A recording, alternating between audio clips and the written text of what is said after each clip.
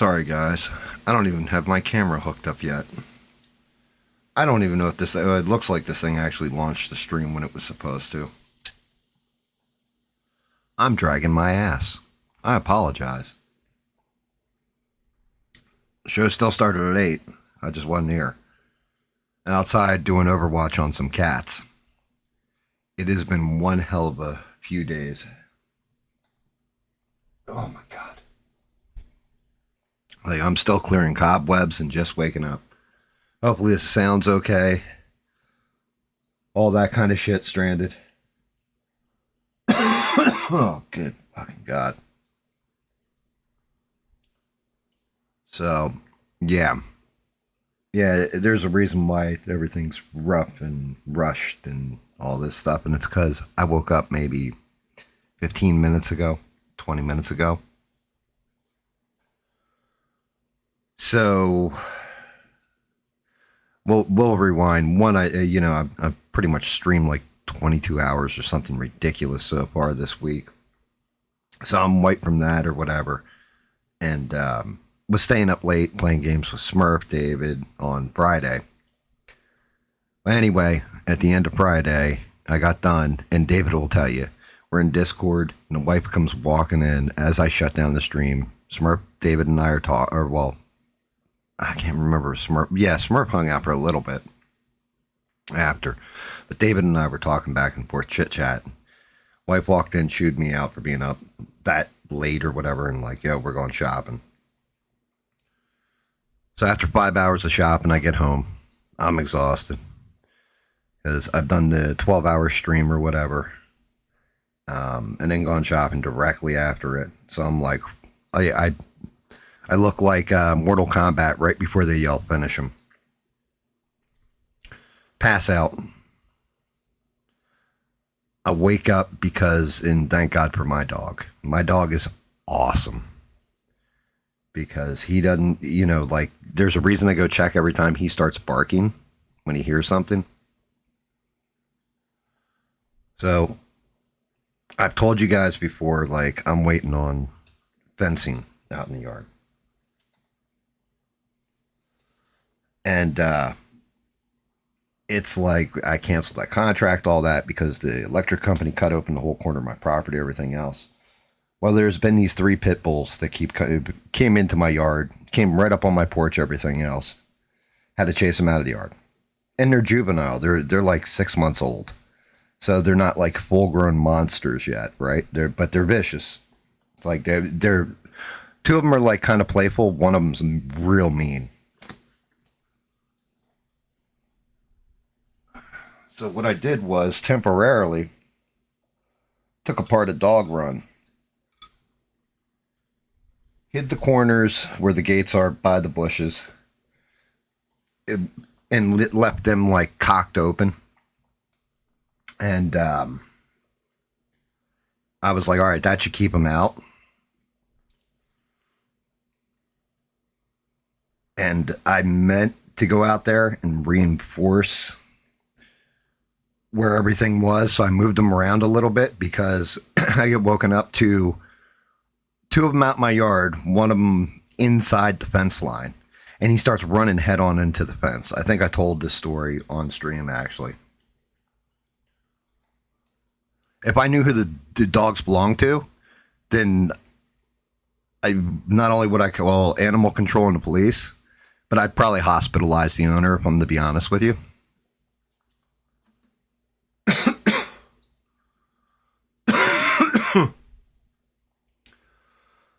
And, yeah. So that happened, and I ended up opening the one part of the gate. I was like, how the hell did he get through, like, where I had it blocked off at? And I couldn't figure it out. And I was like, you know what? I got to move that tomorrow or whatever. But I've been streaming so much, so, like, that was, like, I don't know, Wednesday or something. It's like, I'll do it tomorrow. One of those, I'll get around to it. Because I figured I've got to go out there and figure this out, right? Well, I get home from shopping. I pass out. My dog laid down with me. I wake up to my dog going fucking ballistic. And so, you're clearing the cobwebs when you're first waking up, like shaking your head and like, what the hell? Like, what's going on? And then I hear the cat screaming. Here, two of the pit bulls push through the one open gate in the fence, and I got to open the door just in time to see one of the pit bulls maul one of my kittens. Poor kitten did not have a chance. And I tore up the, when it started to growl and snarl at me while it was doing it, like dropped the cat when it saw me, started to come at me. And I grabbed the first thing I could, which was a piece of the fence that was laying next to me, and tore it out of the ground and swung for it, but it is out of range. So I wasn't hitting it. It was more like a defensive shield kind of weapon. And, of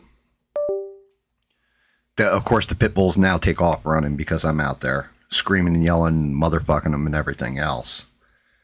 And so I chased the pit bulls. They run down, it like just took off. And they ran in like two different directions. So I'm like, you sons of bitches. Walking down the street, yelling all kinds of shit. Like, who owns these fucking dogs? Who owns these dogs? Because you're going to be as dead as this kitten. Stuff like this, like just going off. Come into the house. My wife she's in her quiet room, so she can't hear anything. Come in, and I'm like, call the police now. She's like, what happened? I'm like, I don't have time to explain, but one of the pit bulls just mauled one of the kittens. So she starts crying immediately. She's like, oh my God, which one? Because there's this one that's real tiny in a poof ball. And that's his name is Poof Ball. And so the cop, normally when we call the cops, I'm probably going to call into this guy's, this officer's like commanding officer or whatever, and put in a commendation for him because of the way he handled the situation. Dude got here pretty quick. He got here, I'm going to say it took about 7 minutes from the time the call went. I'm standing out in my driveway. I mean, I'm livid. Like, I've had enough of it. And cop shows up. This is like 7 o'clock or whatever. Cop pulls up, and I swear to God, his hair was like grayish. So a little bit older, but he looked identical to Rogue of the Leaf.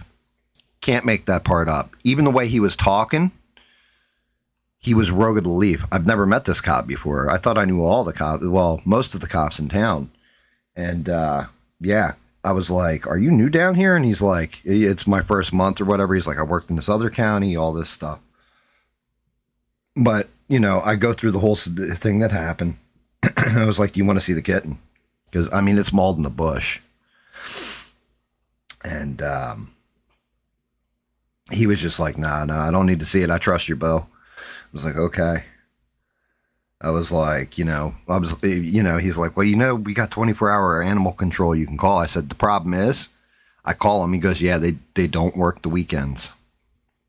I go, I've called him before about this. He goes, yeah, but I'm going to call him, I'm going to get in touch with him as soon as I get, like all the information and everything else, have him come out, start setting traps, catch these pit bulls. He goes, and them dogs will be dealt with. I said, yeah, well, the big problem is I would just take them out. The only thing is, when we said something about doing that before, the dispatch had told us that, yeah, that's against the law, all this kind of stuff, that you will be fined as the homeowner, you will go to jail, all this. He's like, the hell with that, Bo. So what? He goes, yeah. He's like, that's like me telling you, you're out in your yard, someone walk up on you and starts whooping on your ass and you don't defend yourself. He's like, you got a right to defend yourself and your property. We in South Carolina, son.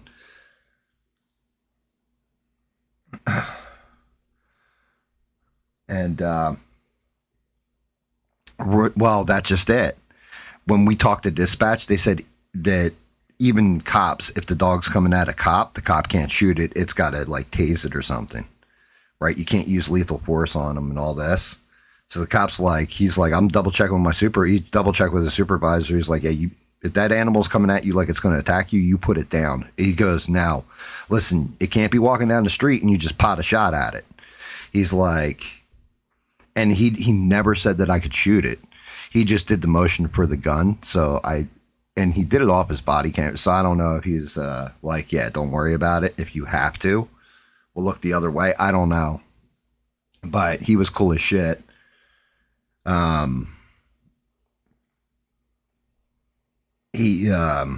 yeah, he sat here. He had a whole conversation with me. Everything else. I mean, he sat here for like an hour in my driveway just talking with me. And then he's like, I'm going to patrol the entirety of this neighborhood all night, looking for them dogs and a couple other things. I was like, all right, awesome. And sure enough, I saw him driving through the neighborhood because I was up until the wee hours of this morning when my wife woke up. And I was like, yeah, I can't sleep. And then even when I did lay down to go to sleep, it must have been about 7:30, 8 o'clock this morning. I couldn't fall asleep. Like my brain just kept going to the moment you pass out, something tragic is going to happen out front. And you're going to get woken up the same way again. To a point before my alarm went off. Well, as my alarm's going off, because I have two alarms. I have the 7:15 alarm, which is like, if I'm asleep, that'll wake me up. And 7:30 alarm, like, yo, bro, you need to go live. So I woke up to the 7:30 alarm, knocking the crust out of my eyes, everything else. And woke up. I had to go walk the dog real quick. And then I feed the outdoor cats. Like, they usually come gather. And went out, checked the fence line, all that. Well, when I fed them this time, that's why I was late. I'm standing there watching them eat just to make sure nothing comes up on them while they're eating.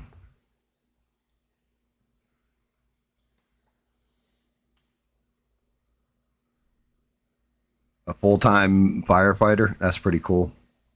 But yeah, shout out to that cop, because every other cop that's come out, they've been like, yeah, whatever, yeah, whatever, yeah, whatever. This cop actually was just like, yo, not only getting animal control out here, I'm on patrol, I'm going to do this, I'm going to do that. It's like, finally got a cop that gives a shit about his job.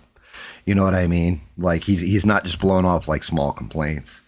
And I was like, we were talking about all kinds of stuff. But yeah, like, this poor kitten got mauled by those pit bulls. And like, yeah, it just, like I said, I catch it because well, probably shouldn't have said it, but I said it. I was like, I'm telling you now, if I can find out who the owner is, I'm going to go have a conversation. And it's not going to be a polite one. That's the way I phrased it.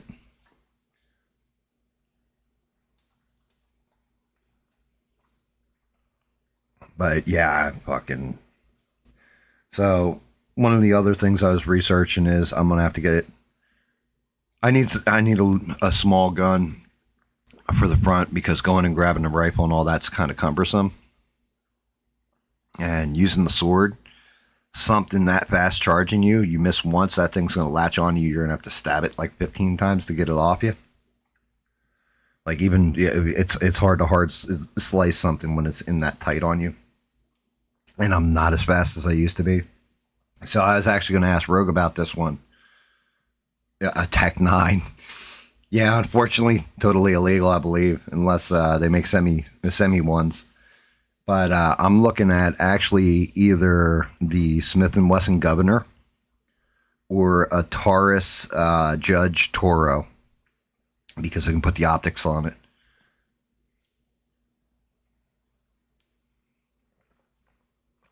Well, that's where I was getting to, is the real fatigue.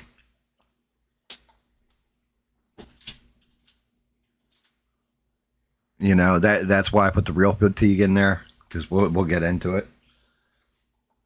I don't even have cigarettes rolled. Like, normally I have a carton of cigarettes rolled. I've been so out of it mentally over the past 24 hours that I haven't even rolled cigarettes.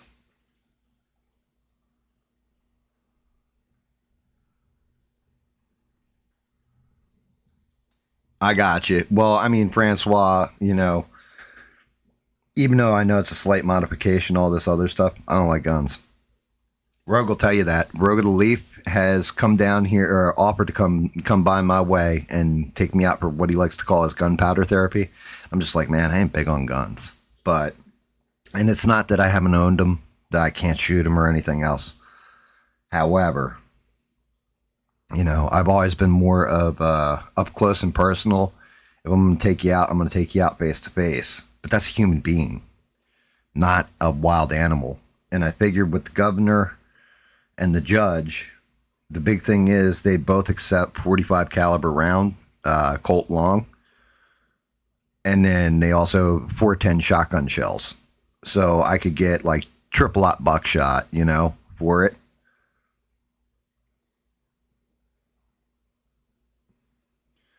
Usually with a blade, dude. Or with clever tactics like allegedly. I'm going to say this again, Francois. Allegedly. If you take a glass jar and crush it up very finely, and then you mix it in with peanut butter, and, you know, throw something that's like that would be coming at you, it eats the peanut butter while you get away, so you've already created a distraction. And then, yeah, you never see the dog again.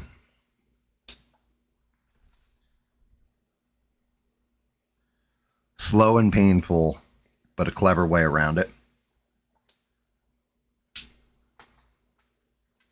And these guys aren't really rabid. They're just, you got, the problem with it is when you've got something that, you know, like a pit bull, and I always treat mine like it's a loaded gun. Like it's like a weapon. Because if he loses his shit for whatever reason, I've seen the damage he can do, his bite force, exactly what he can shred through, all that kind of stuff. So I know how much damage an actual pit can do. And I love my pit. He's one of the sweetest creatures. He's very good around other animals, but I made sure he was raised that way. Plus, I'm not an irresponsible pet owner. So if he goes out in the yard, my dog's going out on a leash. If, you know, there's a dog out there, he starts barking, he comes right back in the house. There's no two ways about it because I know what will happen. Yeah, well, I do have gators down here. The cats actually keep the gators away. Believe it or not, they do for some reason. Snakes, gators, rats, you name it. Got all kinds of stuff. Allegedly a pitchfork works. Yeah, I could believe that. I mean, like I said, I think I've gotten old, brother. And my speed isn't what it used to be. And every year it diminishes a little bit. So and I mean, these bastards move quick. Like because they're juveniles. Like I said, I don't want to hurt a dog. I don't want to hurt any animal, really, if I'm to be real. But, you know, like I said to the cop, if it's mine, you know what I mean? Like if it's on my property and I'm supposed to be protecting these animals, I have a choice to make then at that point. Like I'm painted in the corner. Because at first I was kind of laying it out to him and defending myself before he was like, no, you got a right to defend yourself. But, you know, like, what can I do? There's not much else I can do, especially if that dog's charging me down.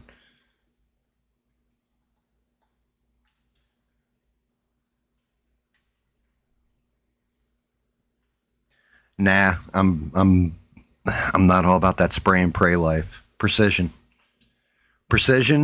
or a concentrated blast, wide area blast. So using the 410 shotgun shells, and I looked them up, like what kind it accepts, and then maybe because if I go with the judge, it's a 5. The chambers hold 5 bullets, right? Either shells or 45 caliber. The same thing, and the governor is 6. But I looked at it and I was just like, yeah, I can chamber up a couple shells and then a couple rounds. And this way I can just click, switch out which one I need at the time. Suppressive fire. I don't believe in suppressive fire. It's kill shot.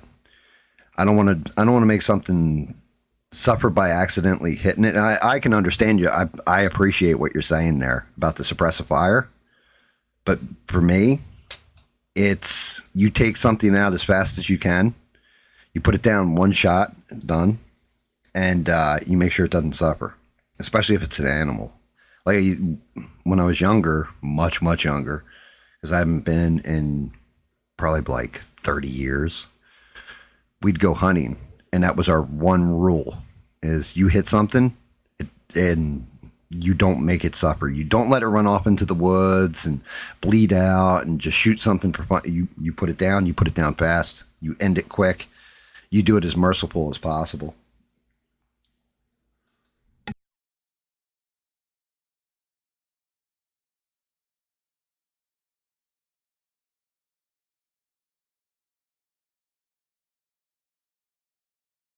The one sticker shock that I saw, though, I was like, yo, bullets are really this expensive now? Like, ammunition is fucking ridiculously expensive. What is up with that?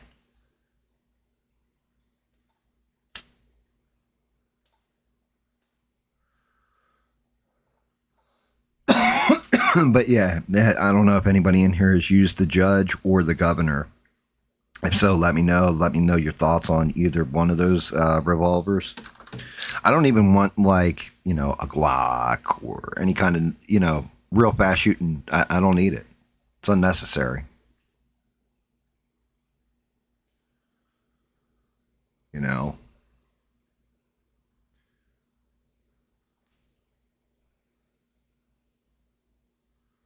I see what you're saying, Francois. But the whole thing is, I walk out there and it's mauling a cat. I want it to go down immediately. Like, I don't want it, you know, like I want to end it right there. I don't have the ability because once that sound comes out of it, whatever's around it is going to sprint out of fear, right?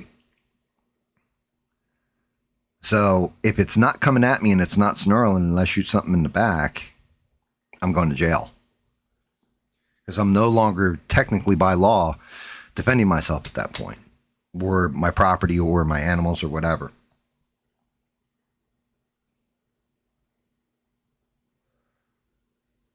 People buy them as trade items for Armageddon. I mean, like I said, I'm not, and Rogue will tell you, it was like, I haven't been shooting a long time. I'm sure my shot ain't that good, but that's why I'm looking at something that is more of an up close and personal kind of weapon, where it'll still keep them at 20 feet. You know what I mean? And I'll be able to hit it just blindside every time. Dude, a 357 Magnum, I'm not trying to shoot through an engine block and hit the driver. The fuck? That'll blow right through, like, everything in front of it. Plus, you get one shot. Kablow! Break your arms. Or is that a 44 I'm thinking of?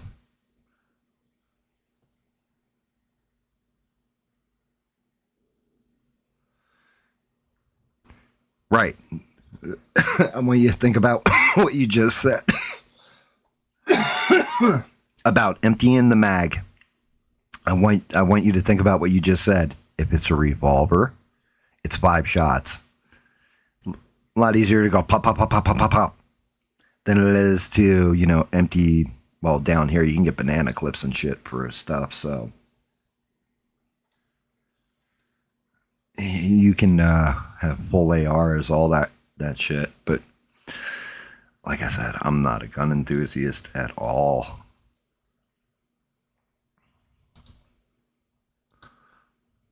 Oh boy, this is not good. I don't even know. Did my camera actually activate? My camera did activate. Okay. My camera's all out of position, fucked up. Oh, what a mess. But yeah, you know, I've had it where, I think it was last summer, about this point in time, I had buried probably about 17 out of the 21 kittens that were born. from just natural death, like elements, sickness, disease, going through the colony, all that stuff. And only one of them actually lived out of the 21 by the end of it. And unfortunately, he was out there last night and got away.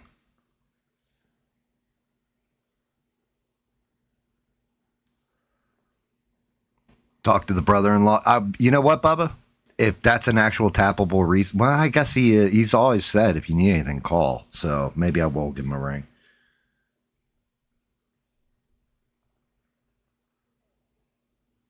Yep. Well, that's the thought behind the 410 shells. I think it's a smaller spread because if they're in my front yard, the problem is, remember, I used to have trees that where maybe like a blast from a shotgun, you would have the pellets hitting trees and stuff that would slow it down because there's houses right across the street, right?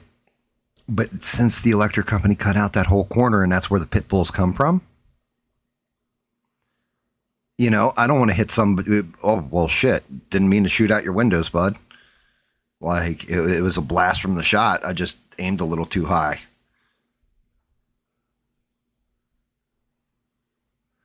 Yeah, I know it's still on intro screen. I had to hook up my camera. I'm telling you, when I say I'm so thrown off tonight, stranded, it's not even funny. Like my head is it's jacked because I'm usually pretty attuned to everything going on. And the other two times the pit bulls were out front, I was kind of awake. I was awake for it. But the moment they made it onto the porch, my dog alerted me. I was able to go out there and nothing got hurt. This time I was asleep and woke up to it. You know what I mean? So it's like my brain's in that mode of if you go to sleep, something's going to get hurt because the yard's open. So it's terrible. It's like it's awful. I legit, right before I woke up, I dreamt I was walking into my house and of all people, Smurf was with me. Swear to God. And he's like, hey, there's something dead in your bush. And I looked down and there was another one of the cats that were wiped out. And like, that's how I woke up to my alarm today.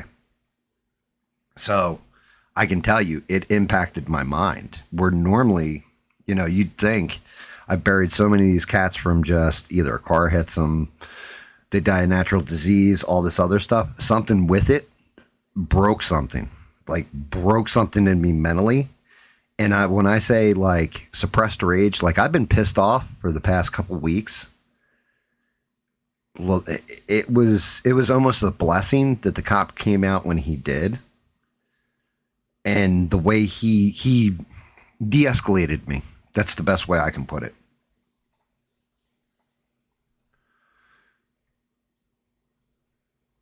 What's up, Leo? How are you, buddy? Good to see you. Turn that on. But yeah, the officer de-escalated me. He's a good old boy. Like I said, when he got out of the car, I was like, oh my God. He looked identical to Rogue without his beard wasn't as long, but he had gray hair instead of red. And like, he's just honest and there to do his job and like, good dude. Oh, I'm hanging in there. A lot of lack of sleep deprivation. But yeah, I was angry before and that anger compounded. Like if I could have gotten hold of, let me put it this way, if even with that officer there, if the owner of them pit bulls came walking down the street with them pit bulls in tow in front of me, I probably would have gotten froggy. This would be a different conversation. Be like, guys, I just got out of jail and da da da da da. Like my anger, I'm usually a little pissed off. Ever since everything happened with that corner of the yard and everything being open, it put me further on edge. And then this stuff happening has me where I'm like, all right, let me show you what I'm used to dealing with. And eventually, you know, I'm afraid of snapping. That's where I'm at with things. I'm afraid of myself at this point.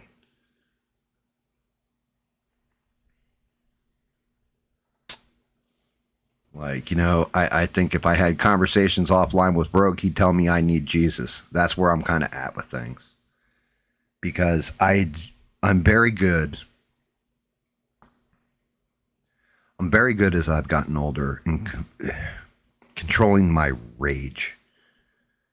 When I was younger, I was terrible at it. I get in fights all the time. My best friend instilled in me and calmed me down because he was so much bigger than me. And honestly, he came at it from a position of, I love you, brother, and I don't want to see you die. Because you're eventually going to pick a fight you can't win, and I'm not going to be there to save you. Nobody is, and you're going to end up getting shot, stabbed, whatever. So I've learned how to woosah and let that stuff go and use the more logical mind. And lately, ever since they took out that one tree and opened up the corner of the property, and then everything that's happened afterwards, it's like stacking brick on brick on brick on my back. And eventually I'm just going to say enough and throw the whole wall off my back, Hi, Roguio. That's funny. Roguio the Leafio. But, it also brings me to that, I guess the part I've got in there about the fatigue being real. What the fuck is wrong with human beings, boys and girls? What's wrong with human beings? There used to be a common courtesy.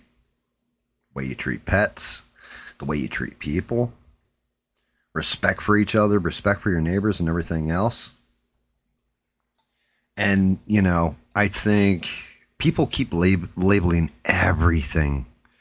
It's white fatigue, it's black fatigue, it's this fatigue, that fatigue, and everything else. And I'm like, no, the real fatigue is this: people being scumbags.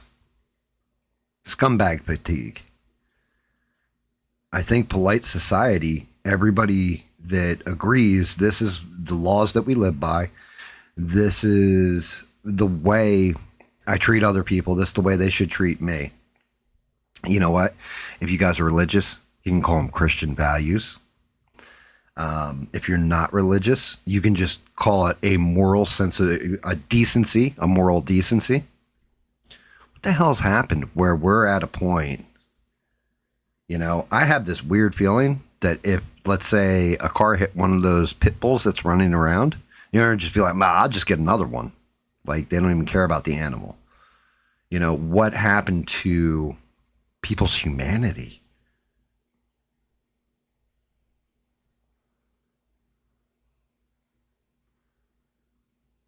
And stranded? Yes. Yeah, there's a whole back and forth going on with that. Yeah, they definitely have already talked to a lawyer about the tree and all that, and it's kind of an argument because the tree was a protected type species. So, but that takes time. That's not something that resolves overnight, and it's unfortunate. I mean, we're not looking to make millions out of it, or anything else, but definitely some kind of compensation because you took my damn tree out. So, but that's just it. Bubba, you said no consequences. How do we get those consequences back?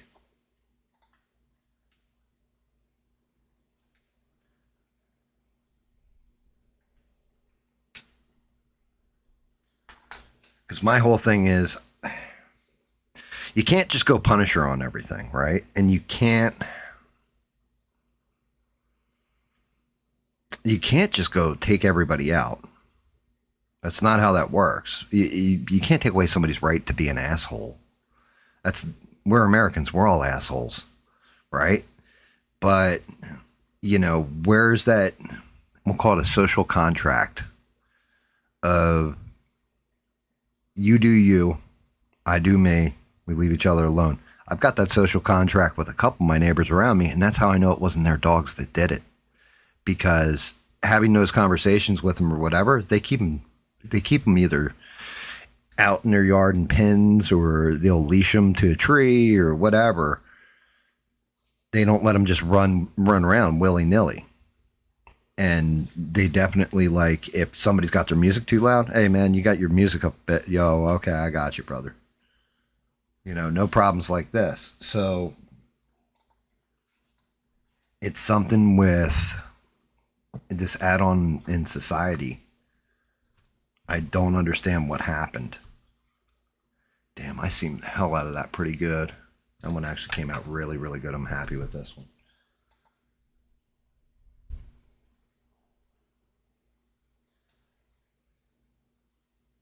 But the other question is, okay, so identifying what the fatigue actually is, because, all right, here, I'm going to use this as a full on example. People are like, oh, I got black fatigue. I got black fatigue. I got black fatigue. Bro, it ain't black people. It's scumbags that just happen to be black that you have a problem with.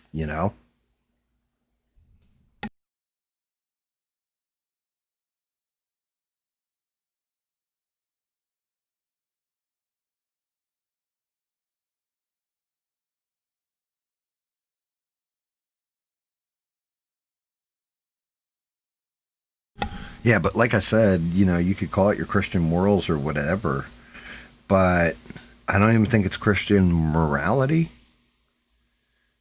at that point. Like I said, I think it's just common decency. I think it's just, thoughtfulness towards other human beings. Because the one dude that lives around me, he's full on, okay, he's not from overseas, but he's an American Muslim, and his yard's always clean. His animals are always kept nice.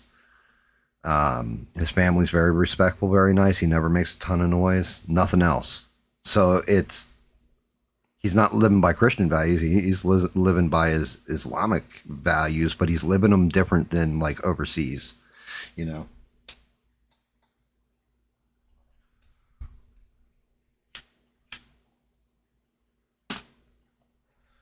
I just, I don't know. I, I'm foggy headed, but how do we deal with it then? Like, how does a society come together and say, look, we've had enough of it. This is what needs to happen.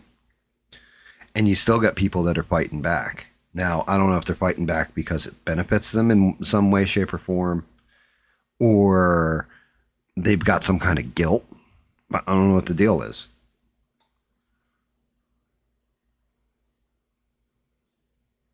They're living by the law of the jungle, not law of the land.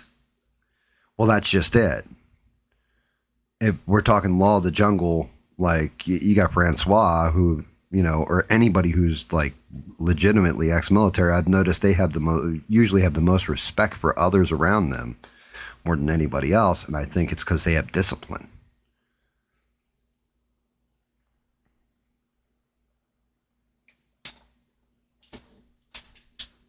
And if we go by actual law of the jungle, somebody who has military training, I'm going to say 75 to 80% of the time is way more deadly than just your normal average civilian. So if we went by law of the jungle, we would probably logically breaking it down, we would be under martial law all the time, because the military would be able to control everything, mainly through force. The most badass in the jungle is the one that leads the jungle. And it's usually ruled through fear.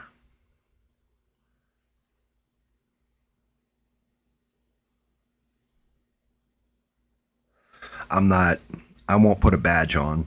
I have no want to ever put a badge on. And I think it'd be a bad idea if I ever did. I also, because I look at the griminess of a courtroom, stuff like that, from like, even if I want to become a lawyer, like a prosecutor, there's so much griminess there that you got side deals being cut where guys will do something terrible and tragic and walk free.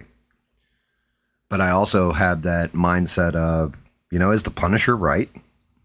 Like, Is Boondock Saints like, kind of a model of where citizenry needs to go, or Boondock Saints? And where does it end if it goes to that extent? How much is enough?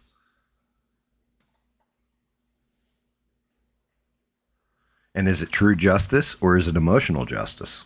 That's the other part of it. Very sticky wicket, and my head's been going through all of it lately. So I can't even fucking sleep right.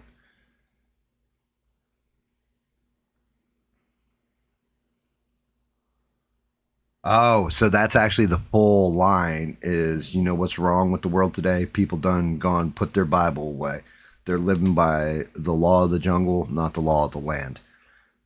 Well, I mean, so if we break that one down, then is it because they don't have a fear of what's going to happen to them in the afterlife? Like, what's, you know what I mean? Like, do you have to have a fear that you're going to answer for it later? There's got to be a consequence to make you a good person. you know, some people are just evil. I've seen it. Got a lot of good people in this world, but there are definitely, there's just pure evil people. Not even just out for themselves. They enjoy inflicting pain. They enjoy destroying things. They enjoy crushing, like breaking everything under heel, and because they want that power.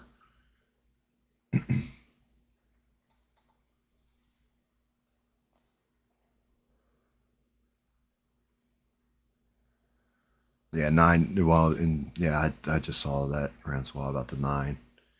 Yeah, I mean, like I said, I'm not a gun guy. Rogue of the Leaf will tell you I ain't a gun guy. But I mean, if we reinforce the police? If we have more cops like the cop I met the other day, I have a feeling society would be cleaned up a bit.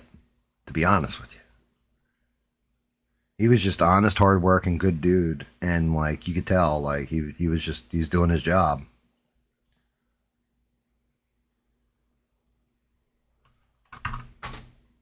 Oh, I gotta start priming here soon on this thing. I'm definitely running my gums a lot tonight. I'm sorry, ladies and gentlemen. I'm sorry for starting late.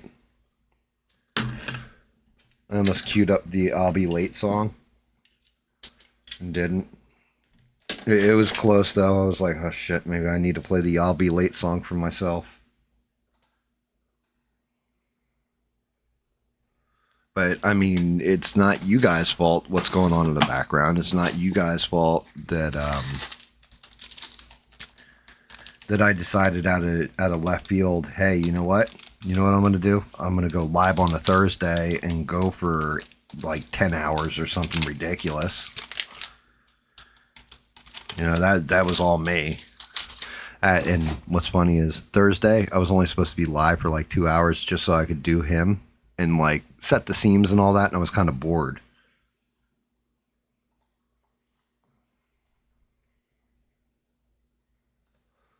And it's like, instead I went for like 10 hours because everybody kept jumping in and the conversation kept going and going and going.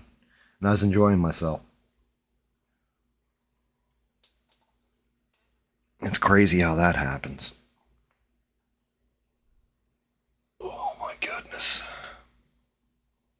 But yeah, and it's also what happened to humanity's love for nature. I keep looking at these AI data centers, the damage they do to the environment, everything else, and this thing keeps going through my head. Maybe you guys can help me with this one too.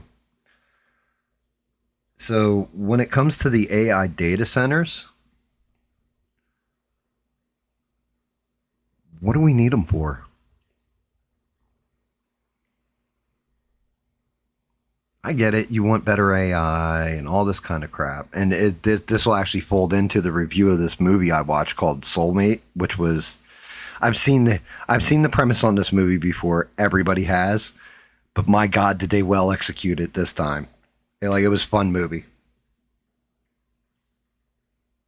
Yeah, but even if you surveilled everybody, you wouldn't need this much raw horsepower, computing power, everything else.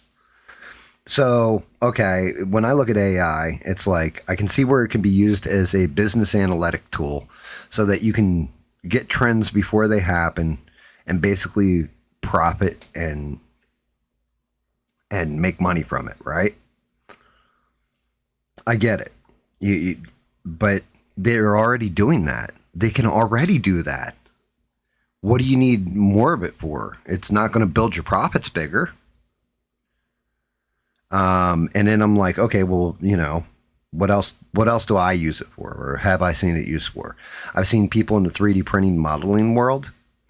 They'll do AI generated 3D models. Thing is, if you go into any of them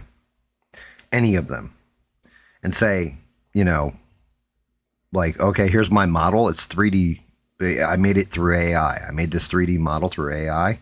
Every comment is, I will not print AI slop. I don't want it. I don't need it. Yes, the model looks fantastic. I want an actual artist perspective. So there's the pushback in that kind of space, right? I make songs with AI. I type in lyrics, it generates music, it's generating the voice, all that. Am I inputting lyrics? Yes. Am I really actually creating anything? Pretty much no. Just outside of funny limericks and lyrics.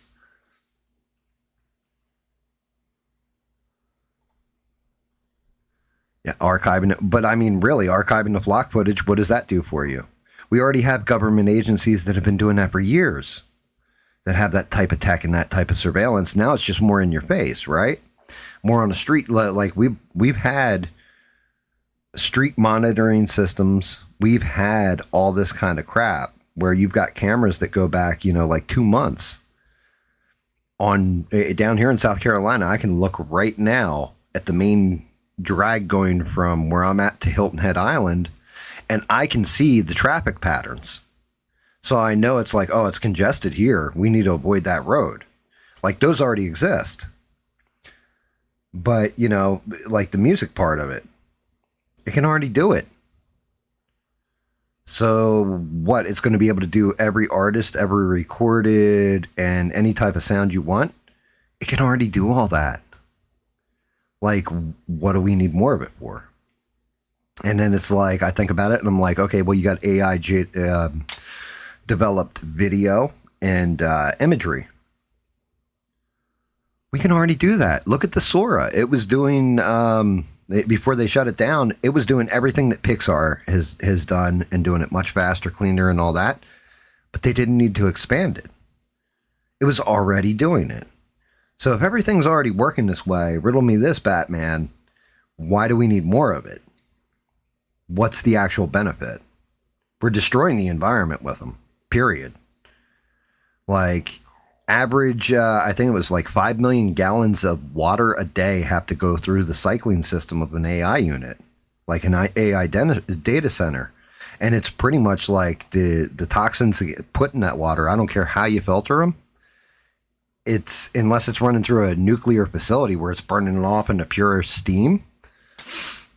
It's, you know what I mean? And then separating it through a filter, that's about the only way. But even then, you're distilling the water, so you're screwing it up and taking natural minerals out of it.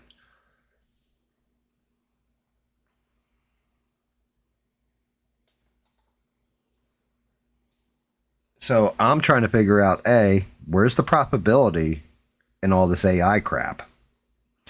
Now, you could say the military, Department of War and all that. Okay, well, you only need strategy so far. Unless you're trying to see like 200 years out. And honestly, none of us are going to live to see that war anyway. So who cares? You only need to see like 50 years out at most. And we can already do that. Hell, we already have human beings that do that for a living.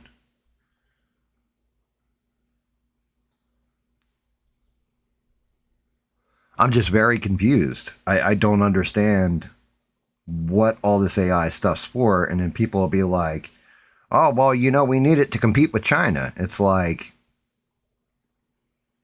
so China has a faster AI. So what? If your AI is any good, you need to build quality. That's all.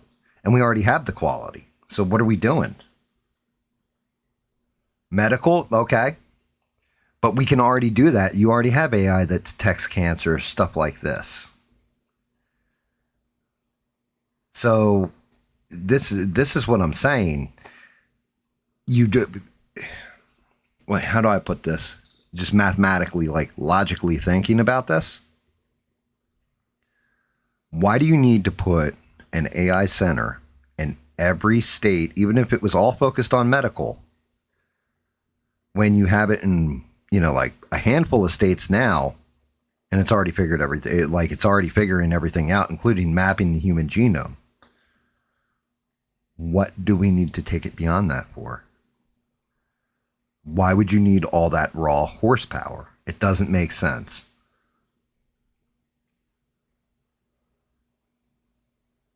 No benefit, just basic overreach. I mean, that's possible. I mean, it's profiteering. Somebody's making the way I look at it is it's all about money.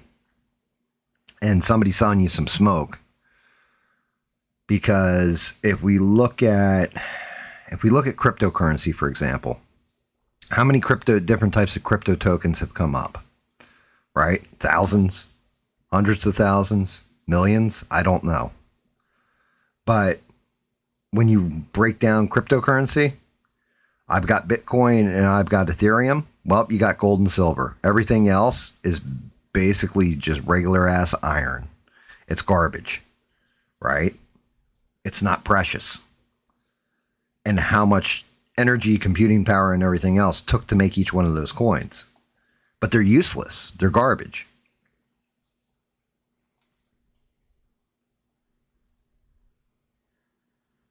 I can understand them having a solid AI system for national defense.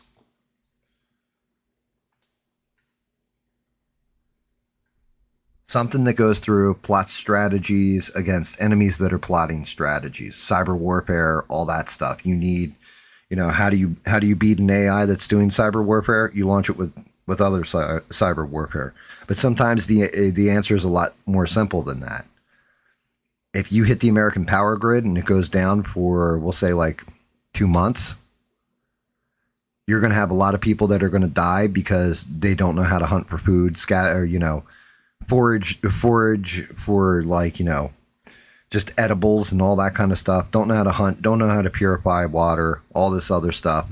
No heat, no, it's crazy.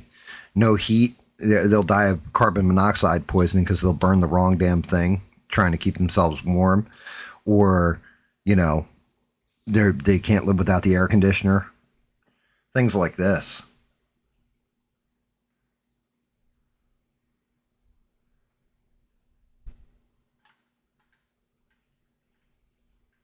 AI stocks are dropping because they haven't figured out where the profit is yet. Is that true?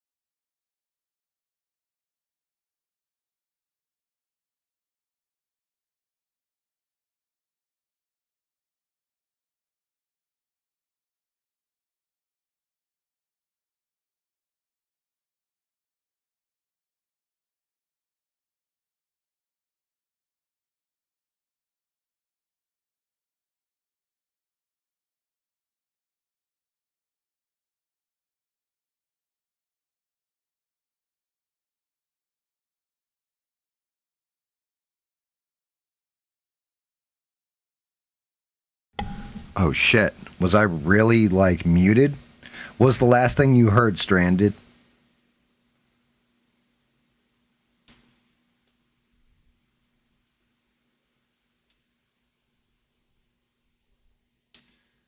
Yeah, I mean that could be too. Francois might be right in that respect. Maybe it's all like they got walls and walls of computer pretending to be AI just so that they can get the investment and the profit from it. I could see that. Last thing you heard was, "Is it true?" What I went on to say after that, right after that, is is basically like, I have, people that make music and stuff or do digital art. They'll be like, well, the AI is doing it better than I ever could. And it's like, yeah, but it goes back to what I said about the 3D models that AI is banging out, where people won't even download them. And the reason why is because if you actually have emotion in what you're doing when it comes to either art, music, whatever, you can hear part of the person in there and what they're feeling, which is why I don't paint when I'm angry, or try to not paint when I'm angry, because the piece captures part of my soul in it. If you're religious, you'd call it your soul, but it's really like your emotional mindset when you're creating the piece, which it's pretty good. Maybe I'll be all right because Killer Croc is a pretty angry character. So maybe some of the anger will be nice and translate.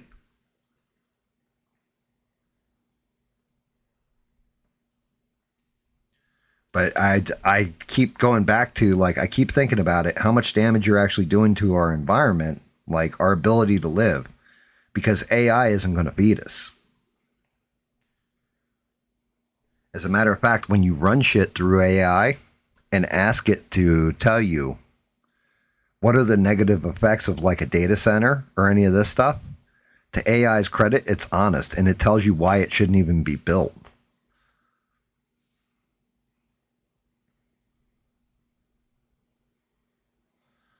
I mean, we've made movies about this kind of shit where the food chain collapses because we kill off one thing. Hell, Star Trek: The Voyage Home was all about that, where we killed off all the damn whales.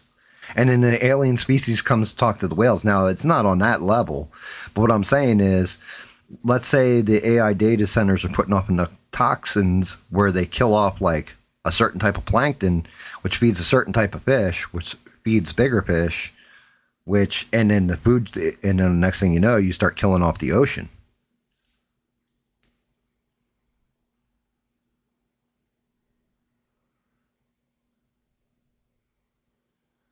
Yeah, but I mean, that's simple networking. That's simple networking. The more cores you have, part of the problem we have right now when it comes to computers, we've hit a wall.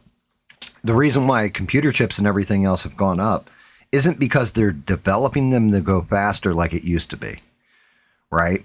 The reason why the cost of all these chips and everything go up is because bigger corporations are snapping them up for, it's same thing how the housing market was before the law went into effect, where corporations would come in, buy up all the cheap homes. Now anybody that's like, yo, I need a starter home, this is where I'm going to start off at, they can't afford it. They ended up pricing the market out. But when I look at the computer industry in particular, when it comes to a CPU, CPUs haven't necessarily gotten faster. They just keep adding more cores to them or more processing power through having a bunch of different CPUs linked together, which is why, like, I think mine is like one of the latest generations, and it's Intel 9 Ultra 24 core. And that's like the latest of the consumer editions. But it's still just the point. They just added more cores. They haven't actually increased speed because they've kind of hit a wall again. There was a point back in the 90s where they had hit a wall, and then they figured out if you spin copper a certain way, it actually conducts better than gold and works quicker.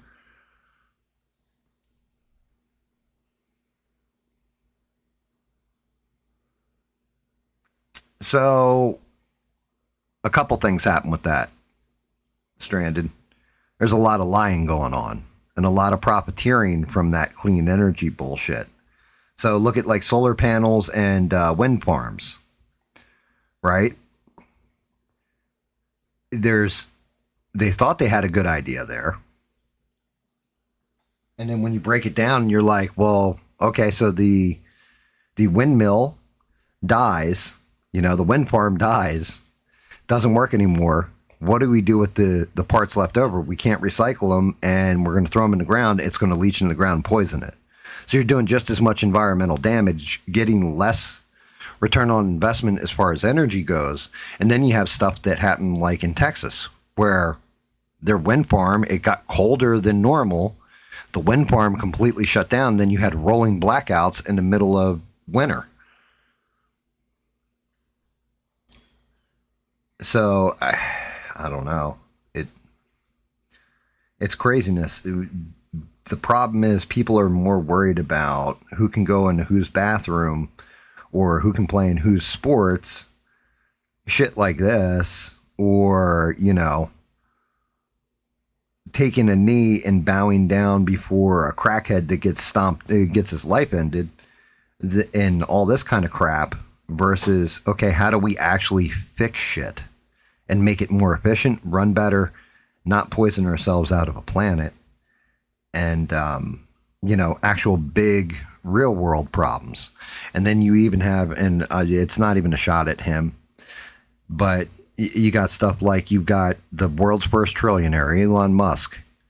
Is he putting everything into fixing what's going on with the planet, or is he trying to get off the planet into Mars? Stuff like this.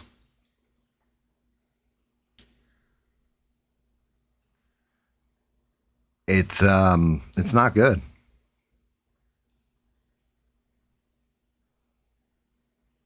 It's a whole lot of not good.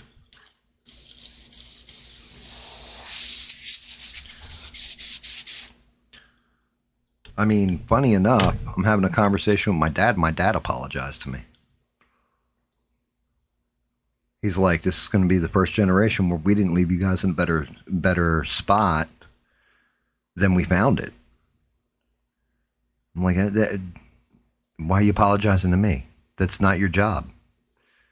It's my generation's job, the job after my generation, to keep improving. Even if you take a step back, you got to push forward. You can get knocked down, get back up.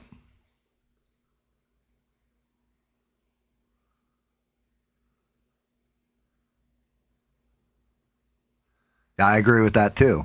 If you can't get every country in the world in line, and some people are going to pollute everything, you still got the same problem. Everybody's got to be on the same page when it comes to this stuff. I believe that's correct.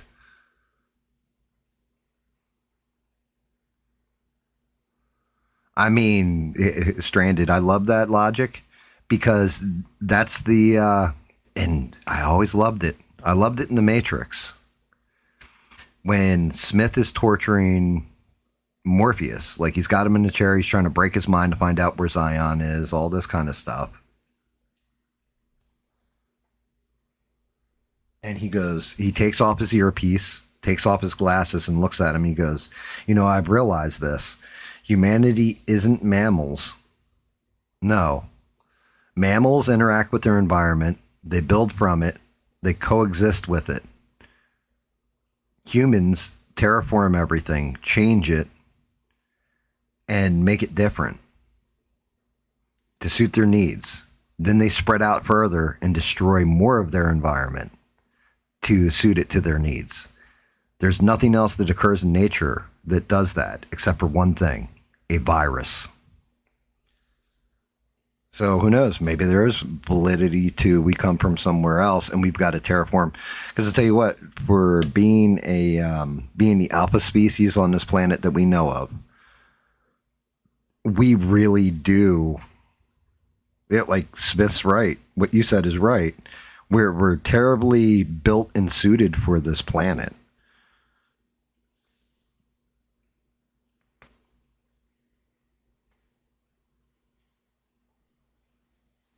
Yeah, oh yeah. There you go. That's a good way of saying it. We're an invasive species because it doesn't make sense. Like when you really look at it logically, it does not make sense. None of it makes sense. Why are we so destructive? We don't need to be. You know, if you're, well, and I'll get into the movie review here in a minute because it was all about AI. And it goes to something I said a while back. I need a new bottle of cleaner real quick. It goes to something that I said a while back about the whole thing we'll use it for is basically like, our own pleasure, so to speak. So the first person who builds a decent robot, it's going to be a hot chick because then they can sleep with it.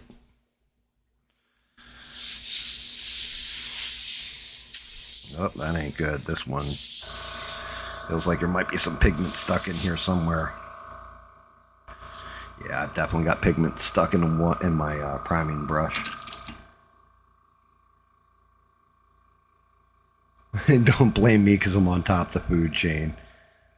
I mean, at that point, if you're actually on top of the food chain, you would be trying to, factor out how do we fix this stuff. So, the movie I watched, I saw it came up my feed. There's nothing else to watch, really. I was like tired. Like I've watched a lot of Moonshiners, all this kind of bit. But I'm like, I'm going to watch this movie. Let's see if it's any good. And the movie was called Soulm8te. And it starts off, and dude's got a robot on top of him. I gotta be careful with how I phrase this. And the robot is, I guess, trained to be a little.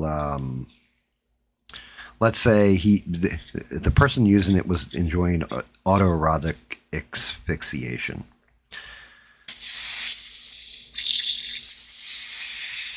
And yeah, the robot's gripping a little too hard, and a bunch of people were actually in a room watching this go down, run in and pull it off. And you find out this guy is a tech CEO for an AI company that's working with robotics as well. And it's creating basically companionship for people that are lonely. So it goes to this developer who has lost his wife. And I don't know what this movie's on, like if it's on Hulu or on Netflix or whatever, but it was an interesting one, even though we've all seen this premise 1,000 times. But anyway, this lonely dude, he's hanging out with all his, co-workers or whatever, and he's working on like the language model to it and some of the programming behind the AI. He turns around and, the CEO's like, look, man, why don't you, they introduce the robot, but there's flaws to it, and they put on safety features. And while the guy's working on the language model, he keeps playing it in chess. And the language model's like, is starting to act naturally. So, and of course it's a woman's voice. So he's spending more and more time just interacting with this language model. And it's fucking crazy. He like loses the game, and she's like, yep, I beat you. You're shit at this. You know what I mean? Like the AI voice will say to him, and he's laughing about it because it's just random and out of the blue. So eventually he breaks down. He agrees because he's super lonely. And they give him one of the prototype bots. And I gotta say, whoever the actress is in this film, she's very attractive, and she gets naked, and yeah, like you could see why they would say this chick's AI. Like it is an android. Like if you were to build an android, kind of look like this chick. So at first everything's going all right, but she is just kind of, well, she's wooden. She's a robot. Even though she's got the language model in her and all that, she's not spontaneous. So he loses in chess. He's like, how come you just said, you lose again.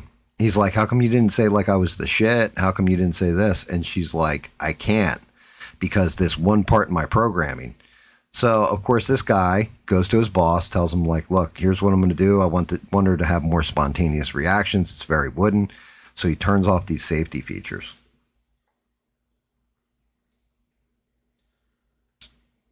Well, she's got like a shut off command too, where you can say go into low power mode and it's supposed to shut down. She also has a spot on her neck that you press and it like powers her off. So at first he's treating it like it's a, a work project. And then, he starts doing exactly what most guys do when there is a beautiful girl around them and they're into them. And he starts sleeping with it.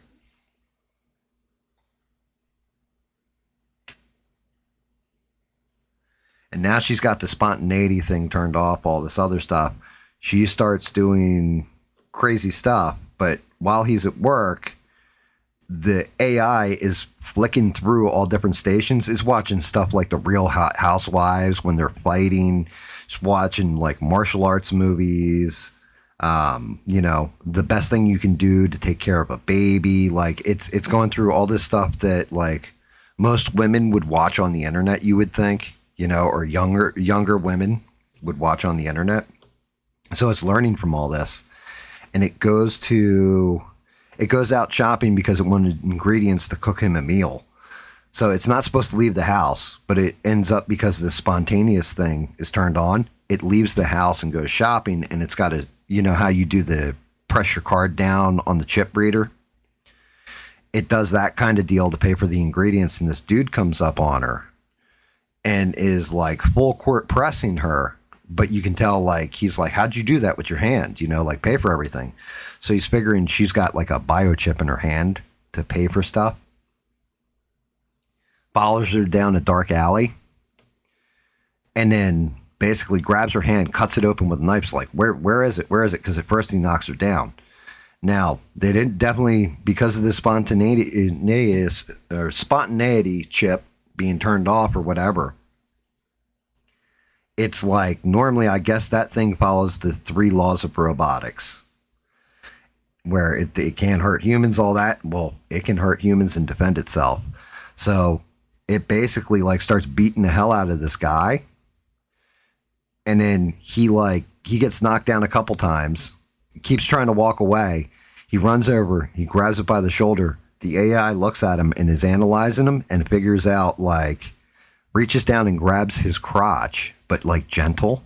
And he's like, oh my God, what are you doing? And all of a sudden it crushes his nuts. Like full on fist, just like crunch. And like throws him on the ground and walks off, like picks up its bags, walks off. So it goes from there. And it's the whole Dr. Frankenstein, whatever. I'm not going to go through the whole movie. I'm not going to spoil the whole movie, but it was a lot of fun. It was, it's a popcorn flick. I'm not going to say it's like a 9 out of 10. You got to go see this or anything else. But if it's on, you got nothing else to watch, definitely check it out because you've seen this premise before. Hell, there was one called Deadly Friend back in the day where, kid likes the girl next door. I can't remember if she got hit by a car or what. She ends up dying. And then he transfers her brain over to a computer, puts it in a robot and all this other stuff. But it's worth a watch, and it was fun. It was like an hour and a half, so you're not wasting hours of your life, but it was a fun movie. Yes, you can make a complaint about a movie trailer. Absolutely, Stranded. You can complain about whatever you want. You're awesome. I appreciate everything you do. So yeah, anytime you want to complain, you fire off any complaint your little heart desires.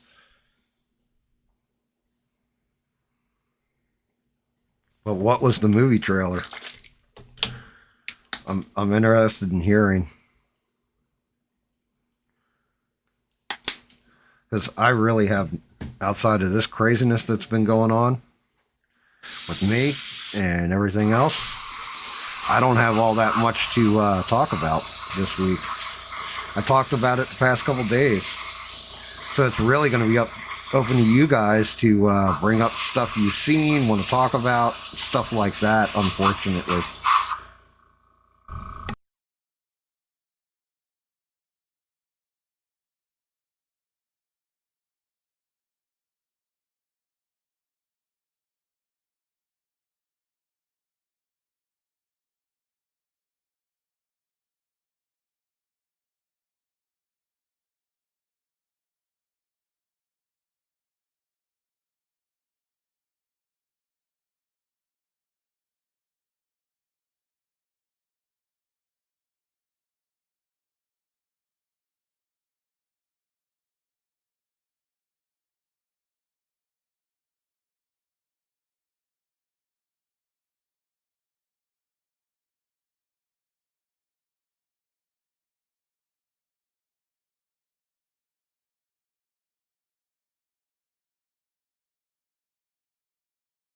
I want to see how well I did with this piece and see if the seaming I did under the chest and on the back, how it looks with the primer. See how well I did it.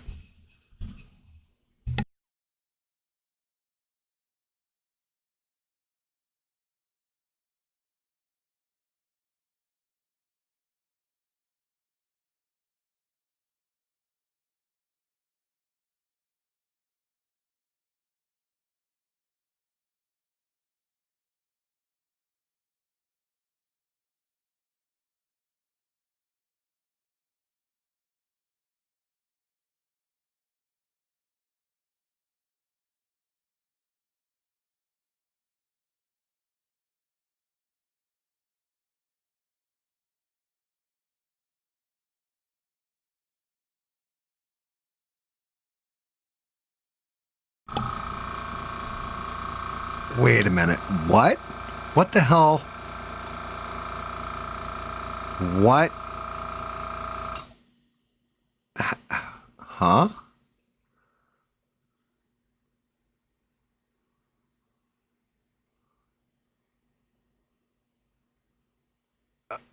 I haven't even seen that movie. I haven't seen the trailer for that one. Is this, what's this thing saying?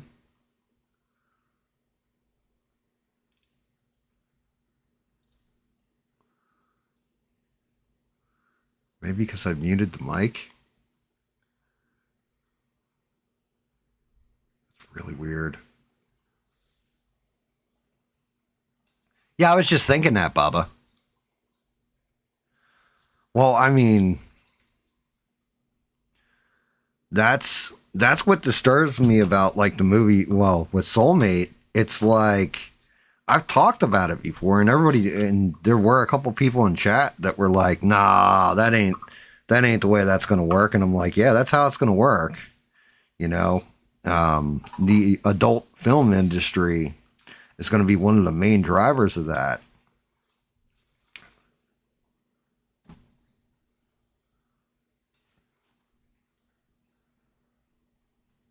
Where if we do develop human like robots that appear completely human, the first thing guys are going to do is figure out how to do things with it, do naughty things. It's called One Day or something like that. I mean, that's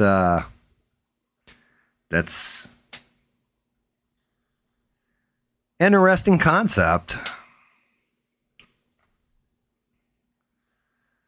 But yeah, that's a hard no. I won't be watching that one.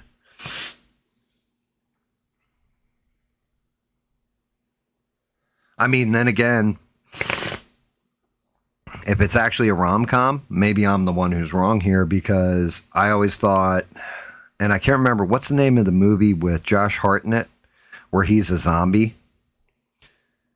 That was actually a fun movie. It's a rom-com, but it's a zombie movie at the same time, and I was like, yeah, that sounds terrible. and it actually was a fun movie, and I can't remember the name of it, but it had Josh Hartnett as a zombie. I think it was Josh Hartnett. Maybe I'm wrong. And like he's following this one girl around the whole time. Like he has a whole thing for her, even though he's a zombie.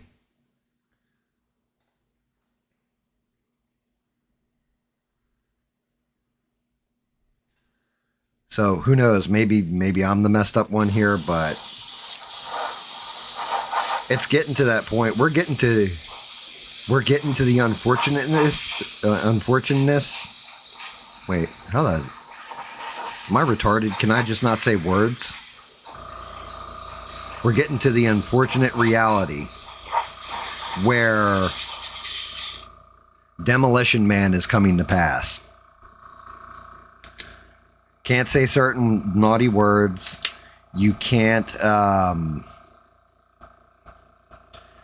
you can't interact physically at all. Like, kissing is banned, like, it's getting to that point, like, well, that leads to disease. And well, what if you want to have a baby? Well, then we go to a special lab and do it, where they just insert it into you, basically. Like, they'll mix it in the lab and then it do so in vitro. Like Demolition Man, I swear to God, was a crazy predictor for the future. Just not in the same time frame. Warm Bodies. Yes, that's the name of the movie. That's it. But yeah, Stranded, yeah, you have every reason to complain about that one because that is tragic messaging. The whole thing is, yeah, there is a certain level where somebody's comeliness, we'll call it. I think that's the word, right? Comeliness. Their attractiveness.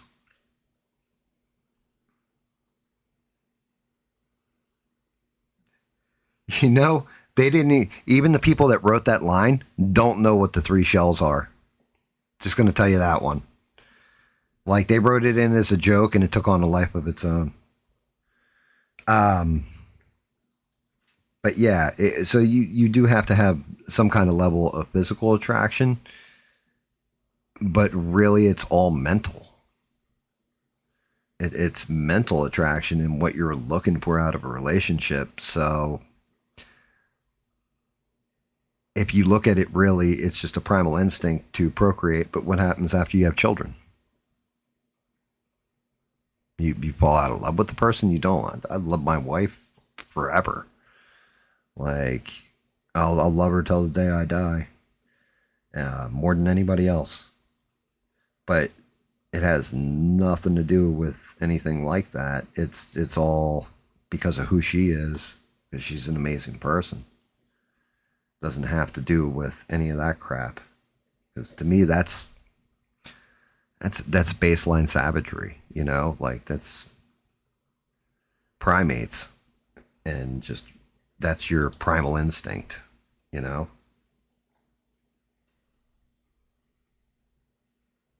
No, not the movie you're talking about is Warm Bodies. The movie I was talking about where the zombie falls in love with the girl. Like he sees the girl and falls in love with her, and then you're following the zombie. He'll like bring her flowers and shit and protect her from other zombies and stuff. Like it's funny. I gotta grab something to drink. I will be right back. Be right back.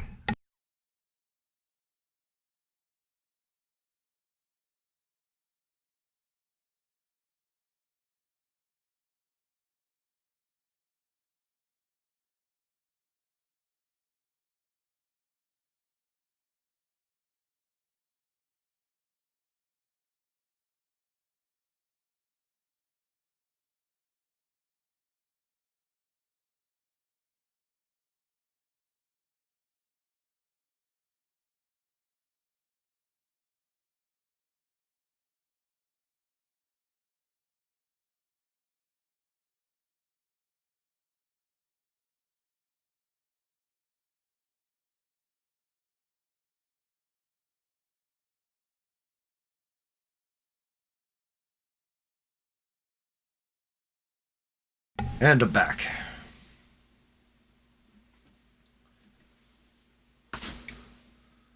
What's up? Yeah, it was a book, right, Melissa? Good to see you, Melissa, by the way. You're headed to California. Which part? Northern California or into the belly of the beast?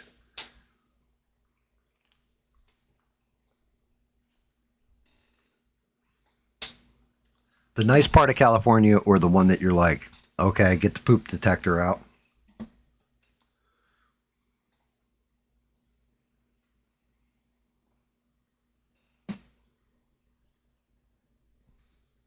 Stranded. Do me a favor. All you have is what? A cell phone?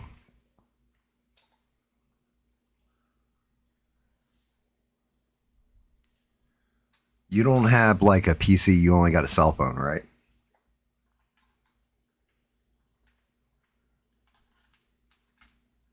And it's an older gen cell phone, I think.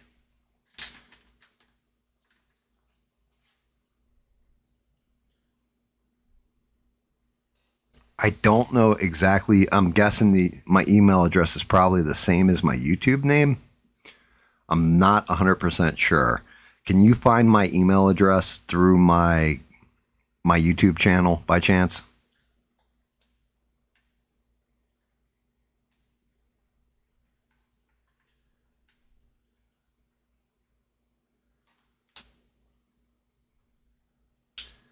There's something I've been wanting to hook you up with for a minute.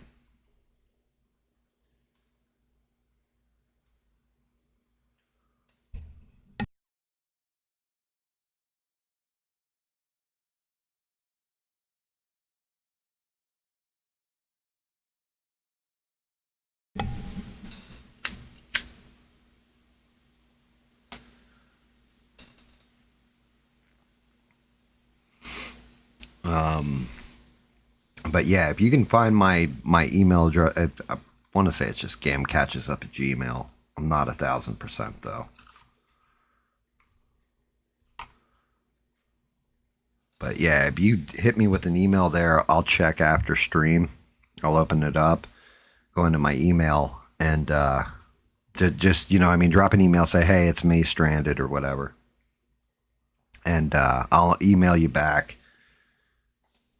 So, because I have something for you. Do you have ad blocker on your phone by chance?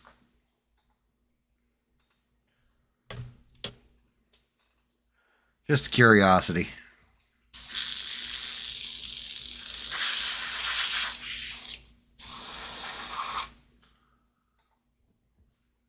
My email isn't posted. All right, I'll find it for next stream. But yeah, if you have an ad blocker on your phone, let me know, because you can use your phone for it.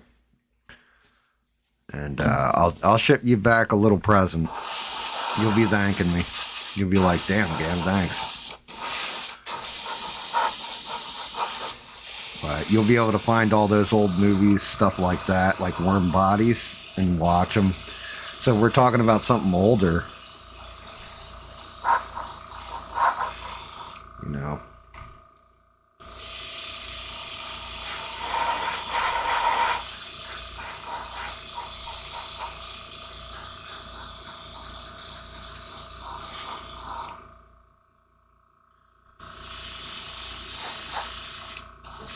Oh yeah, that's right. With his arms coming over that. I'm like, why didn't I seal up these side cracks and just realize that he's got an arm that goes over it?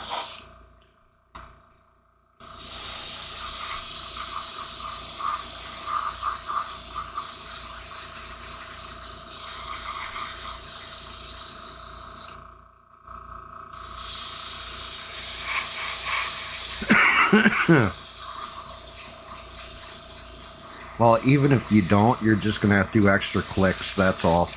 Or extra taps in your case.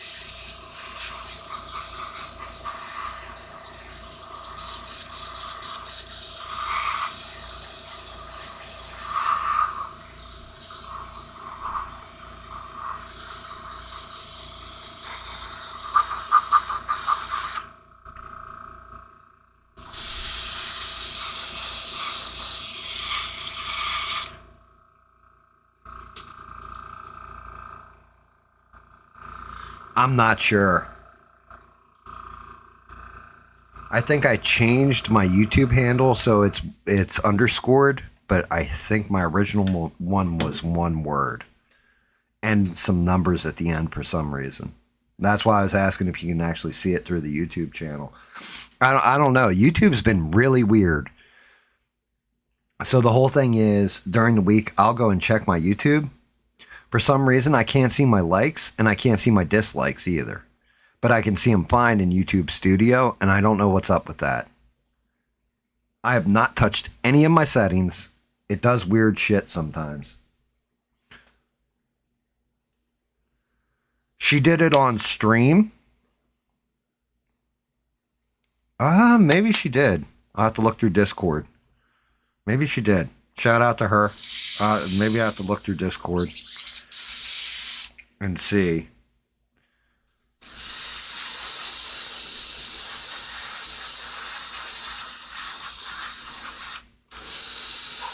I mean, if I'm going to be honest,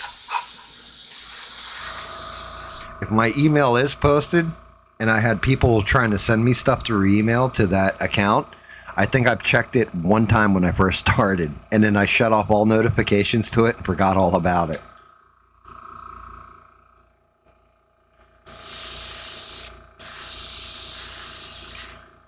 Like, I just never used it.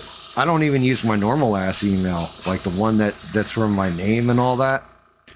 I don't even use that email. The only time I use it is because it's a Microsoft account for my normal name. So it all links to my one Microsoft account, and that's for Xbox Live. But I got all notifications set to off for that too, because I don't need to know that I purchased something. I know when I bought it, and I can see my bank account, so I'll know if it was tapped into.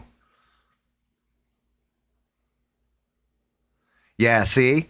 So it's not just me then. It's not just on my end. Because he even comes up, if I click on the channel to go look at something or what have you. Because I've had to cut stuff. Like, oh God, you know how I reacted last stream to Sherry Moon Zombie's song? I had to cut the entirety of the song out. It wouldn't even let the stream post. Like, for replayability, it completely shut down the stream. It was messed up. I was like, really?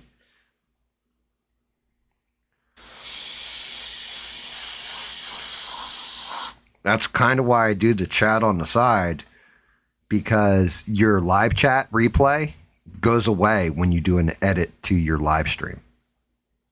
So if I'm having like a whole conversation with somebody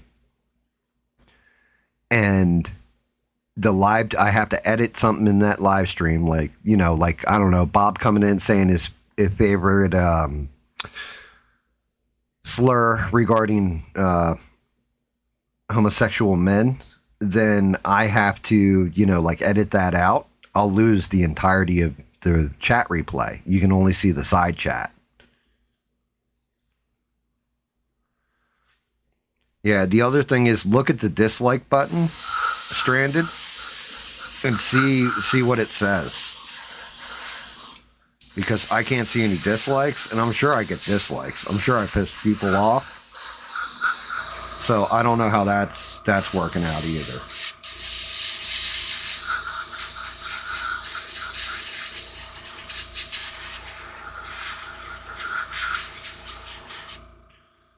Because I want all that stuff to be available to be viewed.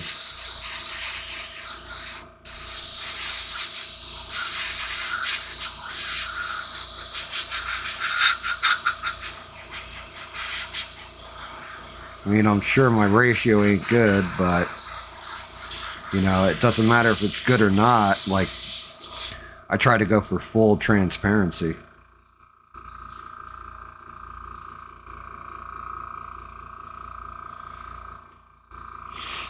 Oh my goodness. Yeah, it's sad because I banged out all like new movies, so now it's a waiting game for, I think, Avengers Doomsday. I think it's the next big event.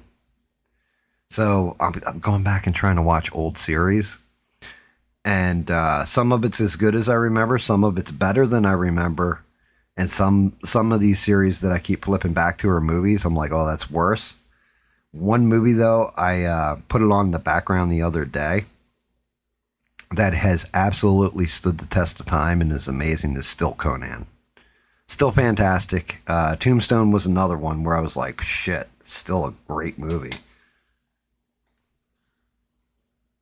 It doesn't show dislikes. Okay. I'm going to have to go through settings and see what changed. Because it wasn't long ago. Do you remember they took out some setting and people were like, yo, why isn't this working, that working, or the other thing working? I couldn't figure out what it was.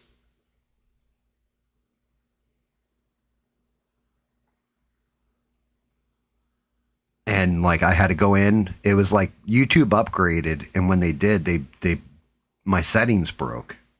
Like, and for some reason, SE Wolverine's like I still got him as a mod. I'd keep him as a mod anyway. He's a great dude. I have no problem at all. I trust SE 1,000% when it comes to my YouTube channel. He's that guy, you know. Knows what he's doing with it, everything else. But the only way I was able to allow SE Wolverines to chat was to make him a moderator. And he's not on any block list. He's actually set as like a preferred user. I had to go through all kinds of settings, and I was like, if I give him mod status, he can talk. If I took it away, he couldn't talk. Still can't figure that one out.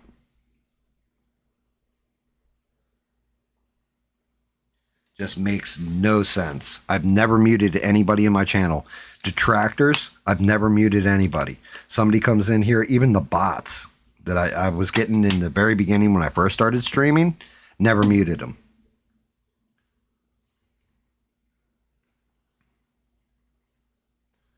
Really, it was the first time you've seen Conan? What'd you think? Did you like it?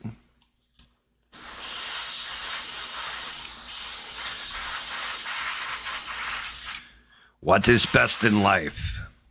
Falcons at your wrist, the open steppe, the wind through your hair. Wrong! Conan! See enemies driven and crushed before you hear the lamentation of the women. That is good.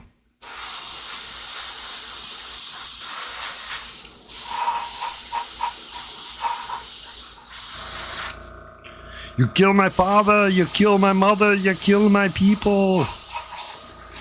Conan's great. It's a classic. For Crom.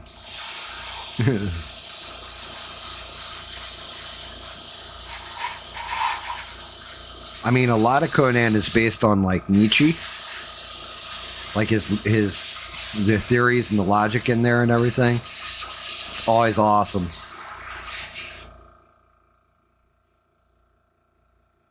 It was all right, kind of cheesy. I mean, it's kind of supposed to be. Classic movie for guys who like movies.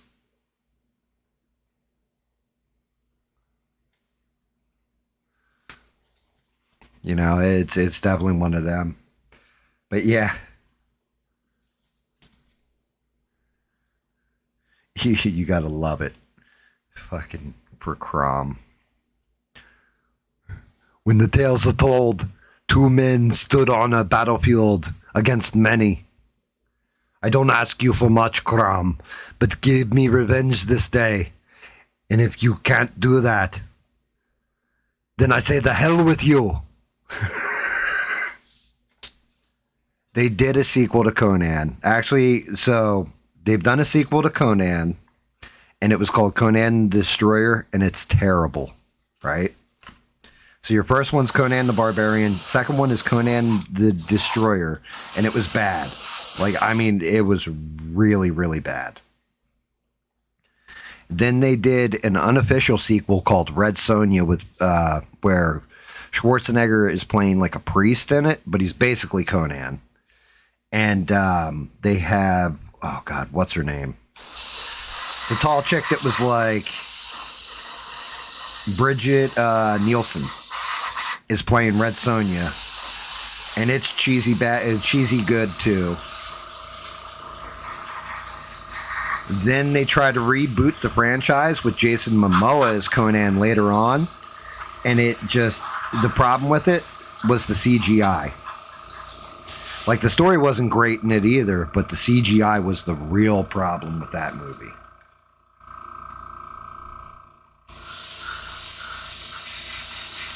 Like, they had some cool stuff.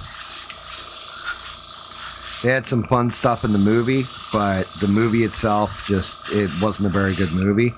And then the rumor has it that they've been trying to get it off the ground for years and years now, and the rumor has it that it'll be coming out soon, but it's going to be called King Conan.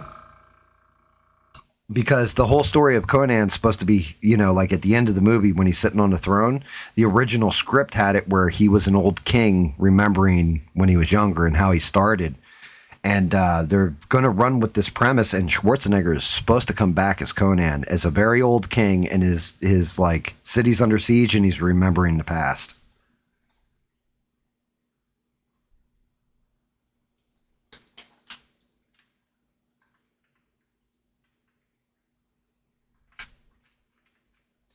But you're talking like either very late 70s, early 80s when that movie came out. So, I mean, for its time, and like the effects on it, like, dude, the snake, the way they did the snake in that movie, the practical effects, top notch. Just, it looks like a snake, it acts like a snake.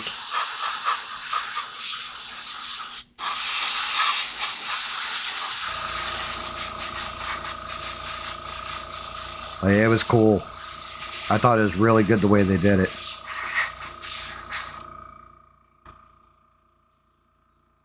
Yeah, I definitely. If they do King Conan, I'm day one on that. That's one where I probably get the screening like a month out or something. Like get the seats.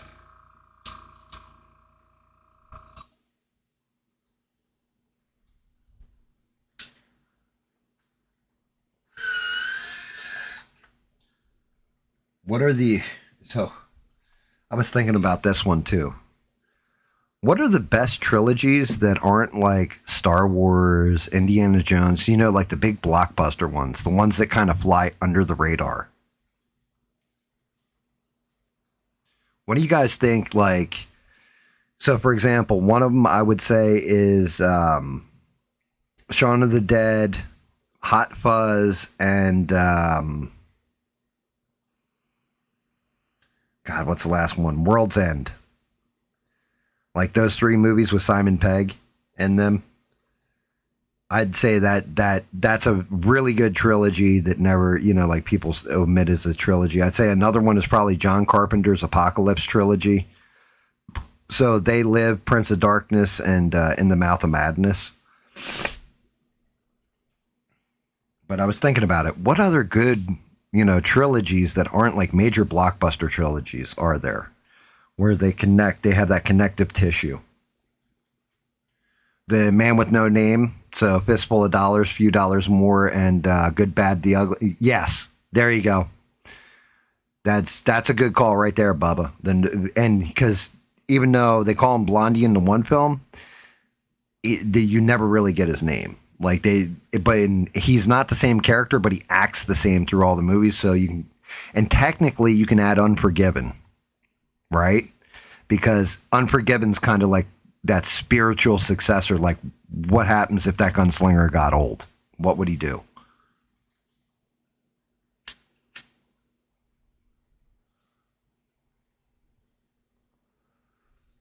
I'm just trying to think what other. So that is a good one.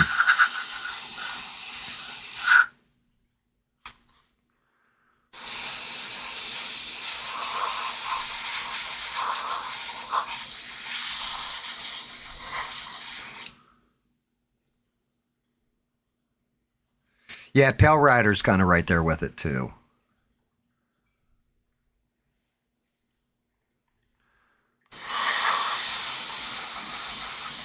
I'm just trying to think what other. There's got to be other trilogies out there where they exist in the same universe, same director, same actor, all that kind of stuff that are kind of like that.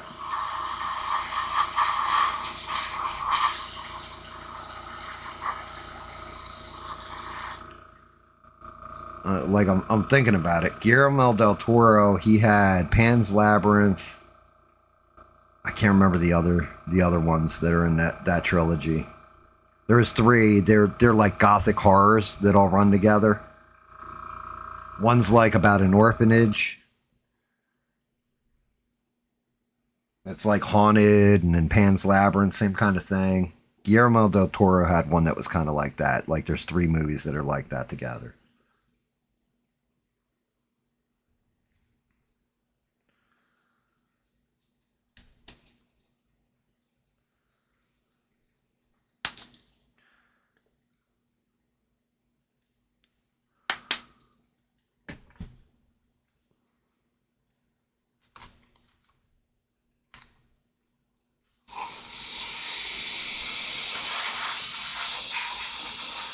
I mean, it was funny.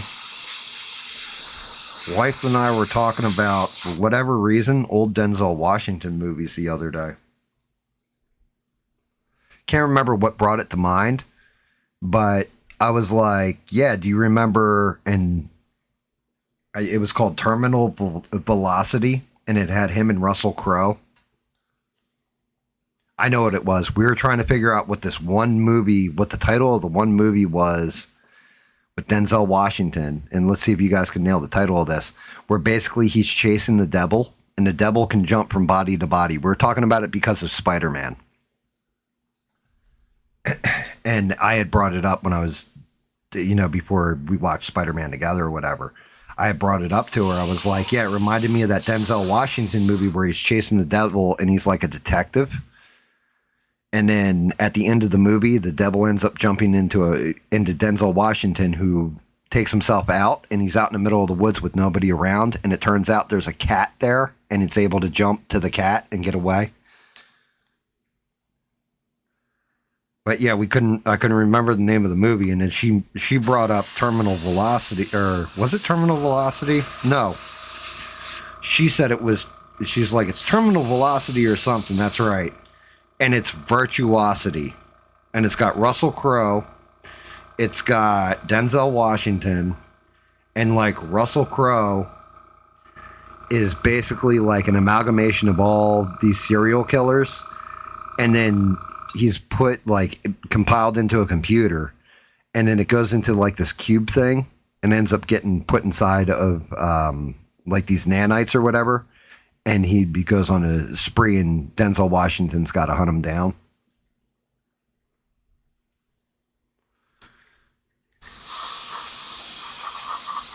But it really did start making, like as I'm seeing this modern stuff, like I said, Soulmate, I've seen the premise like a couple dozen times in other movies. And I'm just like, yeah, let's start looking at old movies. Not so they can remake them, just like, let's look at some old movies. Because some of them old movies are amazing. And you forget about them because they were coming out rapid fire back in the day.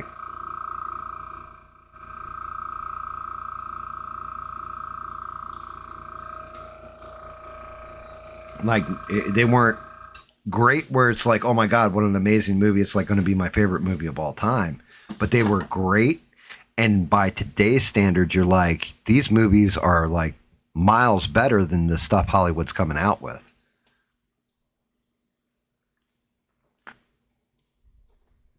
That's correct, Bubba. That's the name of the Denzel Washington where he's chasing the devil who's body hopping. It's called Fallen.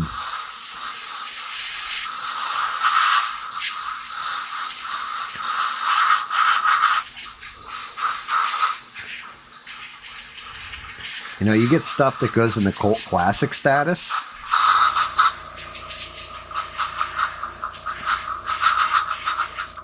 That you probably caught on, like, HBO used to do these random ass movies here and there. And they'd put them up, you'd watch them, like Maniac Cop. I think all that whole series was on HBO or whatever. They'd put on these weird, cheesy movies. There was one, and I can never remember the name of it, but it's basically like a high school, and they put robots in as the teachers, but they have like human skin on them. And the high schools for like really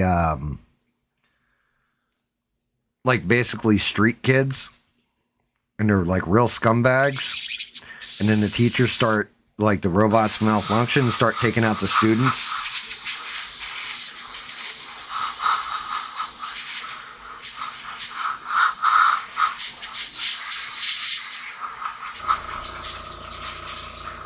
And what they were cashing in on, even though it was robots, there's a horror movie called The Faculty, where all the teachers, like, well, there's like this alien infestation that was going through them, going through like all the students. And that's kind of like, there's a point in time where everything was kind of set in high school, including like Trauma did Class of Nukem High.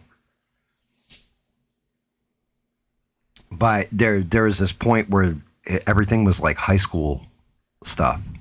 If you go and look back, it was like later 80s, early 90s. They did a whole, there was The Faculty, because John Hughes had hit big in the 80s. So they were kind of capitalizing off it, but bringing it to horror. Class of 1999 or Class of 99. Yeah, that's it, Bubs. I think that's it. Yeah, the teachers are robots. It's not a good movie. But it's a fun movie. And I don't know when Hollywood got so pretentious, like why they can't just have fun anymore. And then when we get a fun one, it seems to be smashing at the box office, like Obsession, or Iron Lung, or these little tiny movies that are just mauling stuff.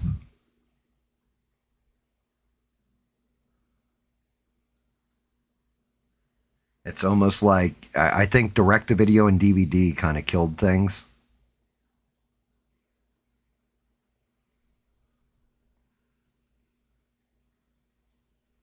Like, not everything needs the real slick special effects, all that kind of thing. They can just be fun, stupid little movies. But going back and, like, looking over some of this stuff and, like, remembering some of it, you go back and watch some of it, and it's not as good as you remember, and some of it is friggin' better than you remember because of how cheesy it is, or how bad. Yeah, well, I mean, that's just it. I think this is one of those issues.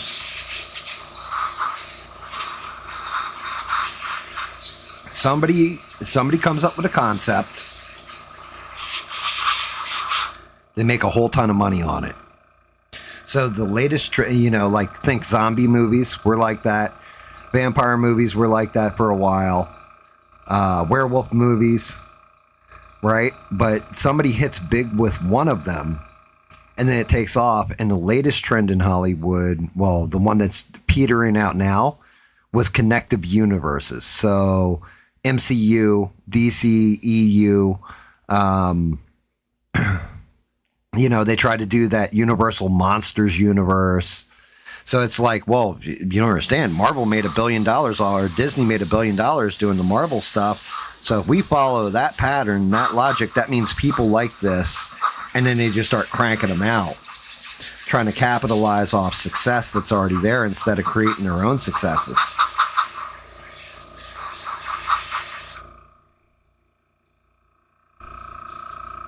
Yeah, the woke BS, they definitely hurt the movie industry too.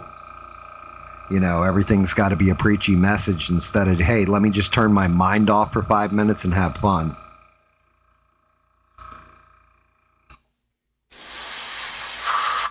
But even then, that's because somebody put out something. Somebody had to put out something. What was the first then? What started that chain? I mean, okay, we can say society.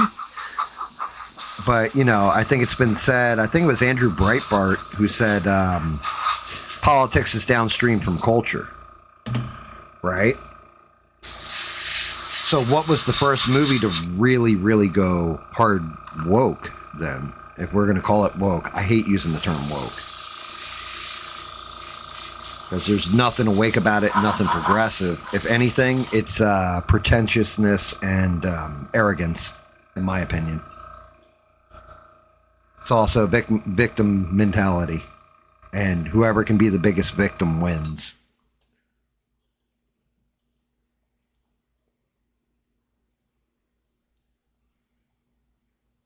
Like the victim mentality when it comes to certain people is always interesting to me. Because I remember, what is it? Is it Die Hard with a Vengeance? Yeah, I think it's Die Hard with a Vengeance with Samuel L. Jackson in it. And like they're in a cab or whatever. And he's like, thanks for your help back there, Zeus. And he's like, hey, Zeus. He's like, it's not Zeus. That dude said, hey, Zeus. He's like, what? Are we all the same to you or whatever?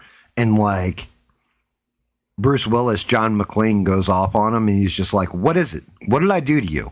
Did I oppress you? Did I oppress your people? Like, what is going on with this? Like, I've done nothing to you. I haven't tried to hurt you. You know, like I've never done anything. And just getting blamed for it.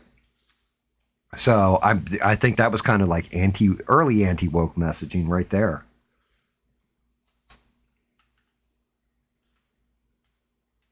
And that was, Jesus, that had to be early 2000s, right?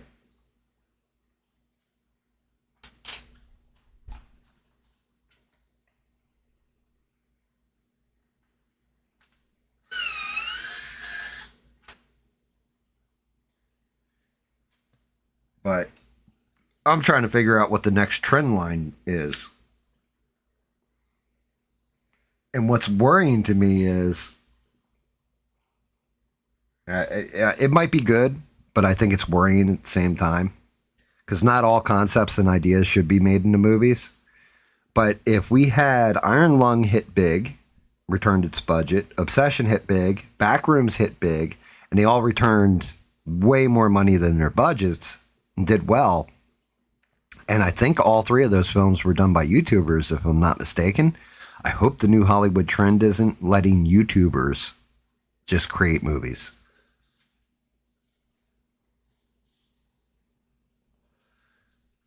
Yeah, I mean, you're kind of right. You are kind of right about that, Bob.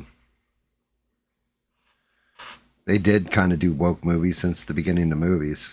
There's always been that kind of messaging. It's just, maybe it's, social commentary and stuff like this. I don't know, though. They just, they hammer it home now in a different way. Like the message isn't subtle. It's hit you over the head. And I think that's where the problem was. I think the movie can have some kind of underlying current and message. But because they hit you over the head with it so much that over time,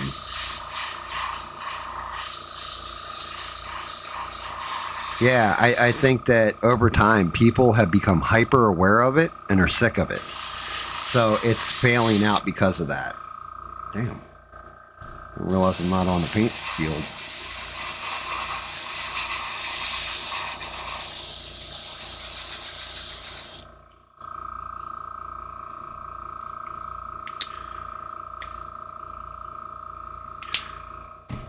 Well, yeah, you're right.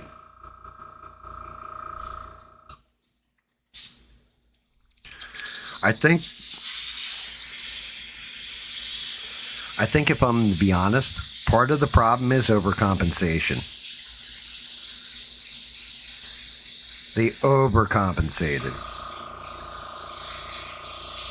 So there's a point in time, we can all agree with this one, I believe. Not every woman, because you do have stuff like Ellen Ripley and Princess Leia. You had badasses, right, that were women. But a good chunk of the time, it was always the hero has to rescue the damsel in distress. Right? So they overcompensated and make it where the women's strong, men not. Instead of just making strong female characters, they had to make the Mary Sue the one that can save. Oh, there's no man hold a candle to me.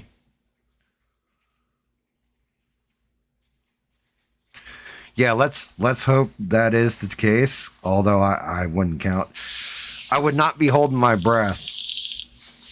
I think they're kind of out of ideas. I think they've been out of ideas and recycling them. Just I wonder if they can recycle them in a fun way. I mean, if I had shit, I could probably do it for $1 million. I could probably do the movie I would want to do for $1 million.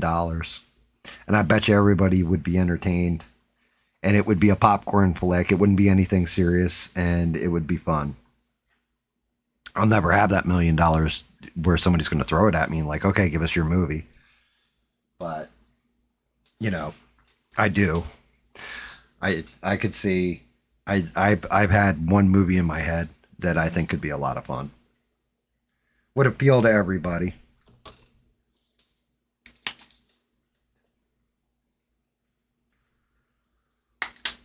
Matter of fact, shout out to him, and Bubba knows our old friend Rich and I used to pitch movies at each other all the time. Although my buddy Rich always wanted to go, okay, so a bunch of kids are camping all this and blah, blah, blah, blah, blah. And all of a sudden you see it's Crystal Lake. And I'm like, bro, stop falling back into ass-end trends. Come up with something original. Jason's been done 11 times now in the movies. And then that's not even the offshoot TV shows. They keep falling back to them. Move on. Come up with your own original cool-ass monster.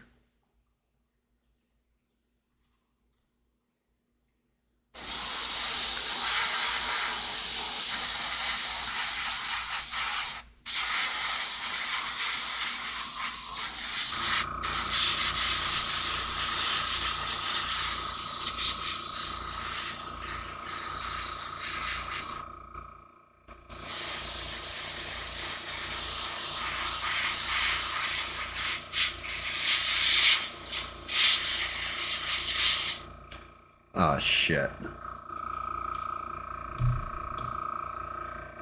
You gotta love it when you're sitting here and you're painting, you're priming away, and you look and you're just like, oh boy. Well, that's a missed support that needs to come out of there because you can see it plain as day.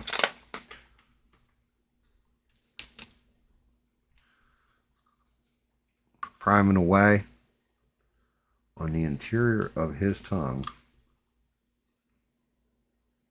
Get it? I got it.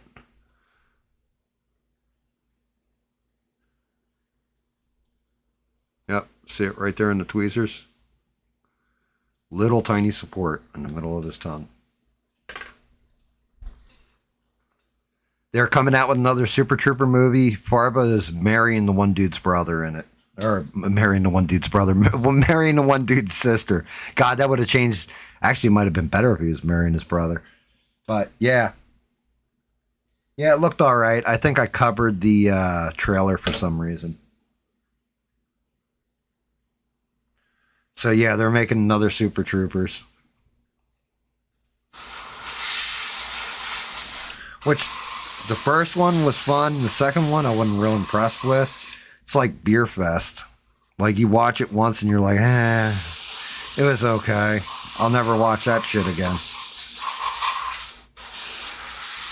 I think it's Broken Lizard is the name of the troop or whatever. And everybody thought they were going to be the next big thing. And they were just like, they're okay. They weren't.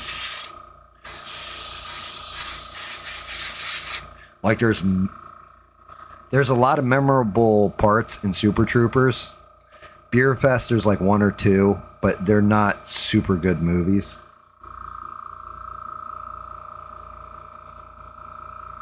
Speaking of movie trends, that was a movie trend for a while there. Remember, everything was a trip. So you had Euro Trip, National Lampoons, God, what was it? School something. And it's just like everybody was going on some kind of trip to either track down a girlfriend or, love life kind of stuff. And oh my God, I sent a bad letter to somebody. So now I've got to load up me and 10 of my wacky friends into a car and go across country and go get this love letter before it makes it to her. Shit like that.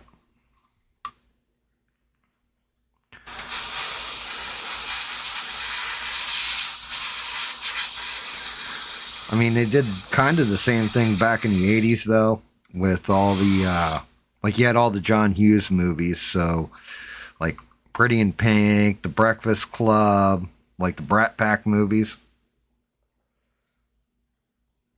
where it was all high schoolers and all that kind of crap.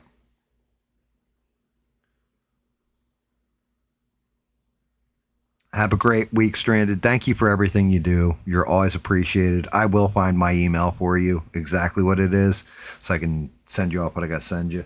I think you'll enjoy it, though. Sorry I was late again, Stranded. Getting in here.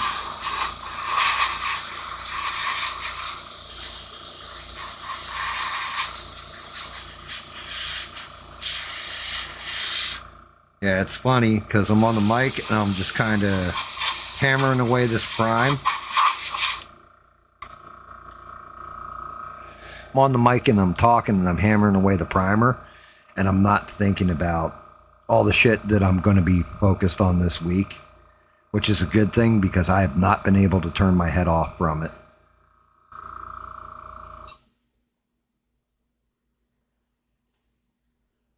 And I don't like walking around like an angry person. I appreciate life too much to be angry all the time.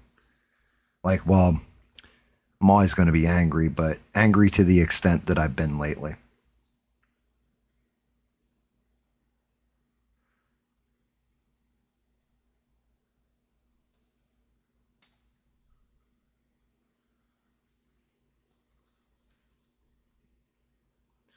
Because I really have been Molly Pissy Pants. Although, shout out to Smurf, because when we were on stream or whatever, and the two of us were arguing over the foolishness of upgrading the nuclear reactor, Smurf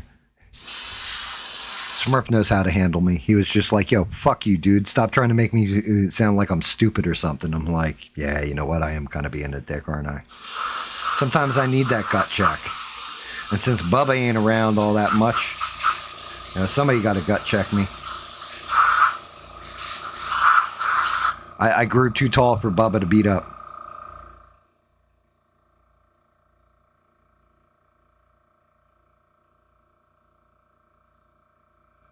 I appreciate that. I mean, I think I fired up the stream right at 8 o'clock, but I didn't even get on the mic till like 5 or 10 after. So it was just like theme music playing the whole time. I don't like being late ever. I feel like when you're late and you're scheduled, it's disrespectful to the people that are willing to tune in and listen to you run your gums. Because it's not like I'm saying anything revolutionary on this microphone or changing hearts and minds or anything. It's just a dude who's painting and or priming at this point and talking smack.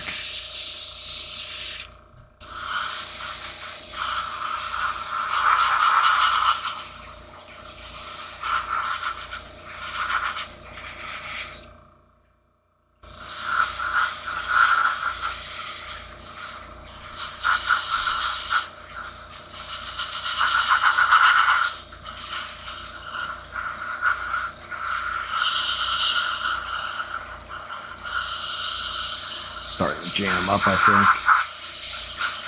Let's put a little bit of, might actually clean out the airbrush real quick because I am using a heavier primer. And even though it's diluted or whatever, it does get rough in there on the needle and the seals.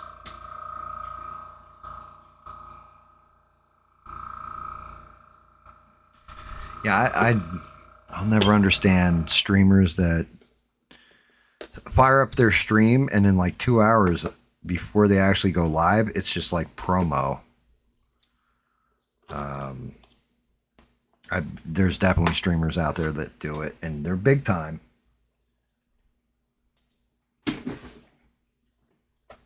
But it's like, you said 8 o'clock. How come you got like half an hour of promo going before like 8 o'clock hits? It's like, okay, I'm ready to watch my stream.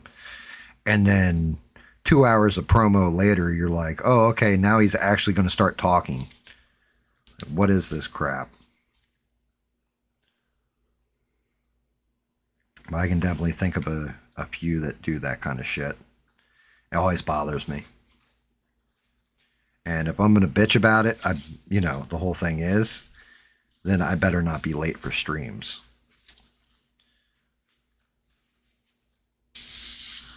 Like, that's funny enough. When I first started streaming with Smurf, that was one of those things where I explained it beforehand. Like, bro, we got to be in there 5 minutes early, whatever you got to do. Try not to be late for the stream. And something in life came up and Smurf couldn't make it on time, and I'd launched the stream. Smurf would come in and immediately apologize to everybody because he understood, because he doesn't. We're members of the audience as much as we are, guys with microphones. And it's like when I'm in the audience and somebody does that shit, I'm like, yeah, my time's kind of valuable. Your time's kind of valuable. Why are you wasting everybody's time? Just start talking your shit, or, call the stream off if that's the case and you can't for whatever reason. Oof. Damn. I used a high-end cleaner to go through this gun. I'm going to have to clean it out. I actually need one of these. Need one of my pots to clean it.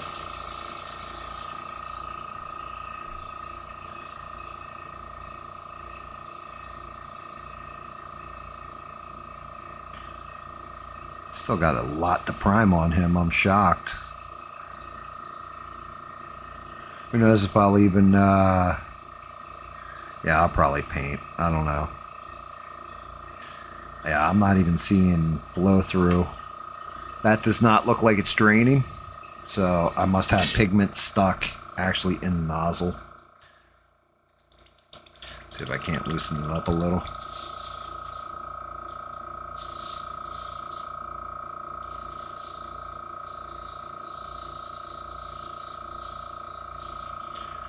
Oh yeah, it's definitely got pigment stuck in there. Starting to get a little better, but that should have blown clean through and it didn't. I must have old paint in there. My problem is that I have a whole ultrasonic machine to clean these needles and everything with, and after every time I'm done using them, I turn off the damn stream and go do something else, and always forget to just really douche clean the airbrush when I'm done with it for a little bit.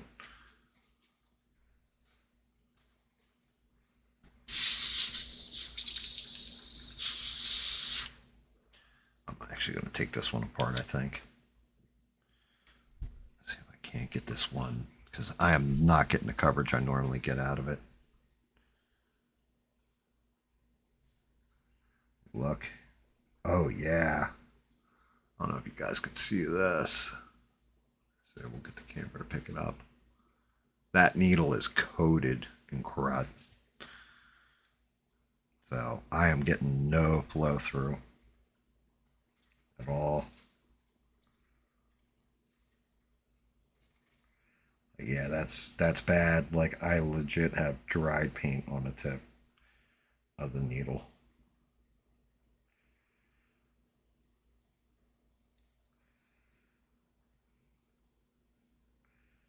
Yeah, that was hyperly bad. Matter of fact, I'm going to take the needle out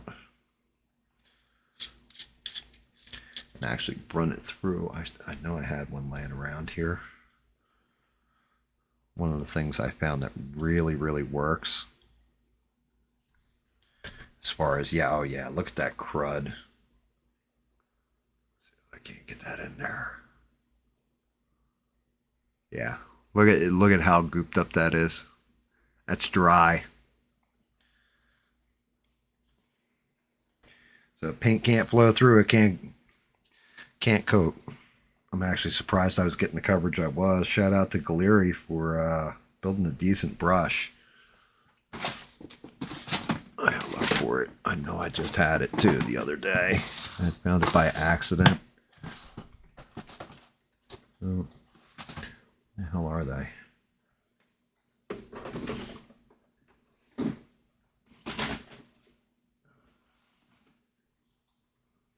I don't know what the hell I did with it. I got a magic eraser around here. And you push it through the magic eraser a couple times and it fixes it, like cleans your needle perfect. I got it. Hold on, give me a second. Let me grab it. I see it.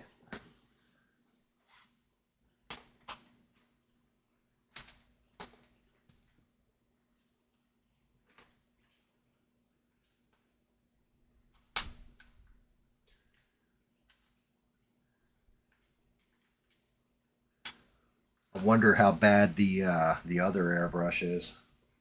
Hopefully it isn't as bad as this one. This one's funky.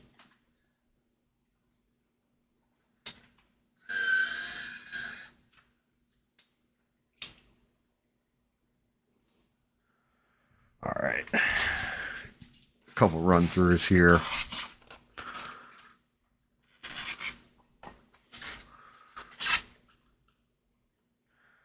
There we go. I pulled off a lot of it. Still going to polish it though real quick. Polishing my tip.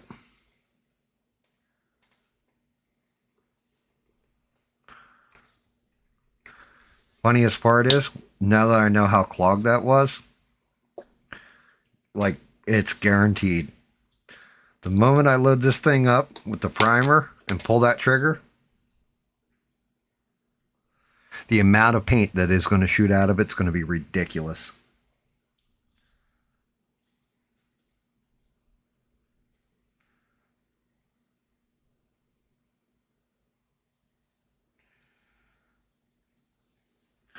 I also have like actual polish I should probably use on the needle real quick. I still have a little bit right there on the tip. That's what she said.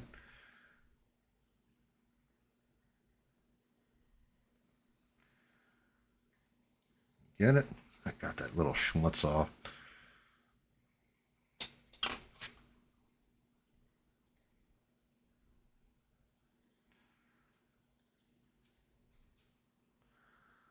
My airway is actually like clean, so that's good.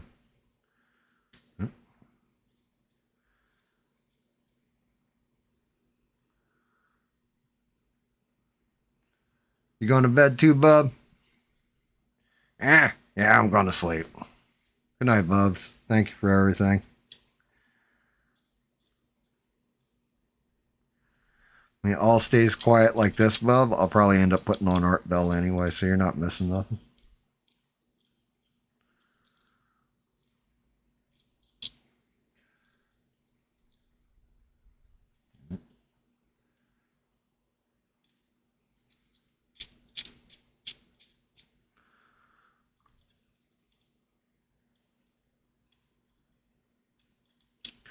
See if I can't clean that chamber too, just in case.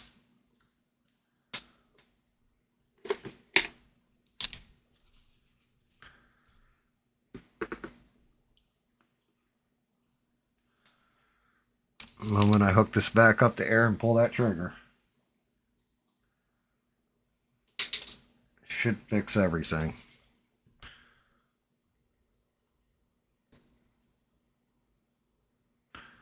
Sure, I got all that schmutz out of there. Even though it's just my priming airbrush, it's a nice airbrush. A lot nicer than the ones I was using. So trying to keep them clean as possible.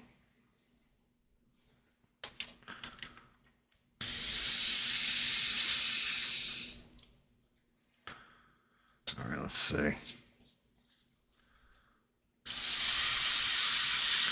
There we go.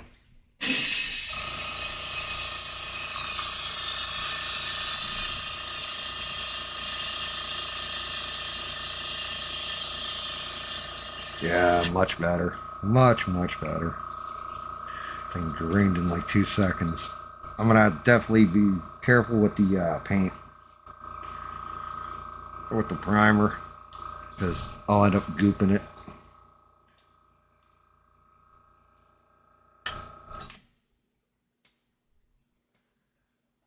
Yeah, unfortunately, when I stream a lot and run my mouth a lot, then when it comes to, the night where it's like, oh yeah, I'm supposed to be streaming and painting, I don't have all that much to run my mouth about. I'll knock out in the first hour or two and be done.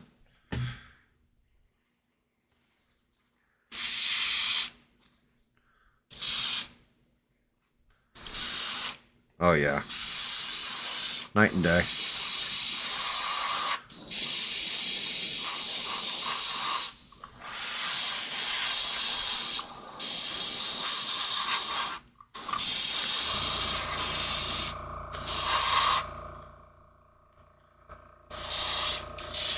I'm wondering why I was struggling with it so much. Guess we found out.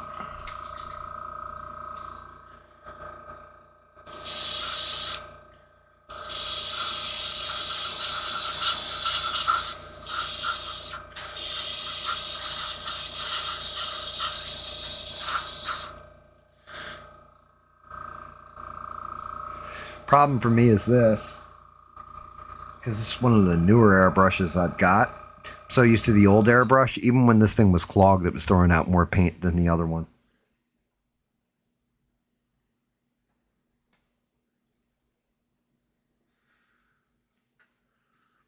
I'm surprised we haven't heard from Bob yet tonight. Oh, that's right. Bob took his daughter out for her birthday or whatever.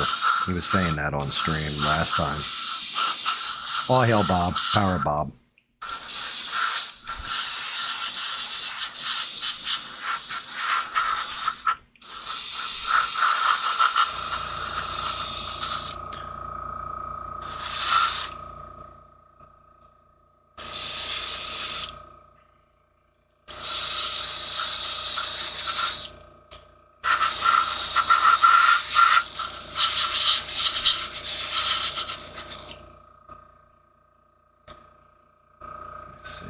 What need to get redone? Oh, well. Kind of not really. Alright, we're clear. Oh, dear Lord. This part's going to be fun to paint. Nasty ass hand holding the torn in half body. It's going to actually be real fun to paint.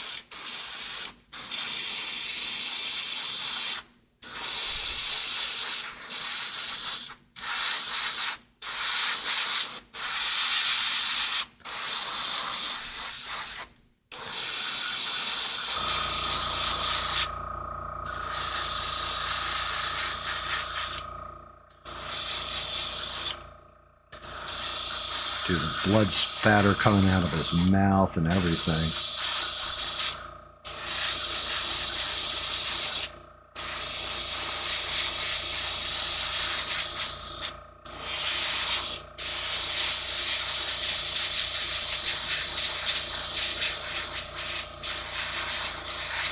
Hell yeah. Which the hands, since they're wrapped in bandages, I don't have to worry about going in there with heavy greens. Kind of get away with a little bit of black on there, I'm thinking.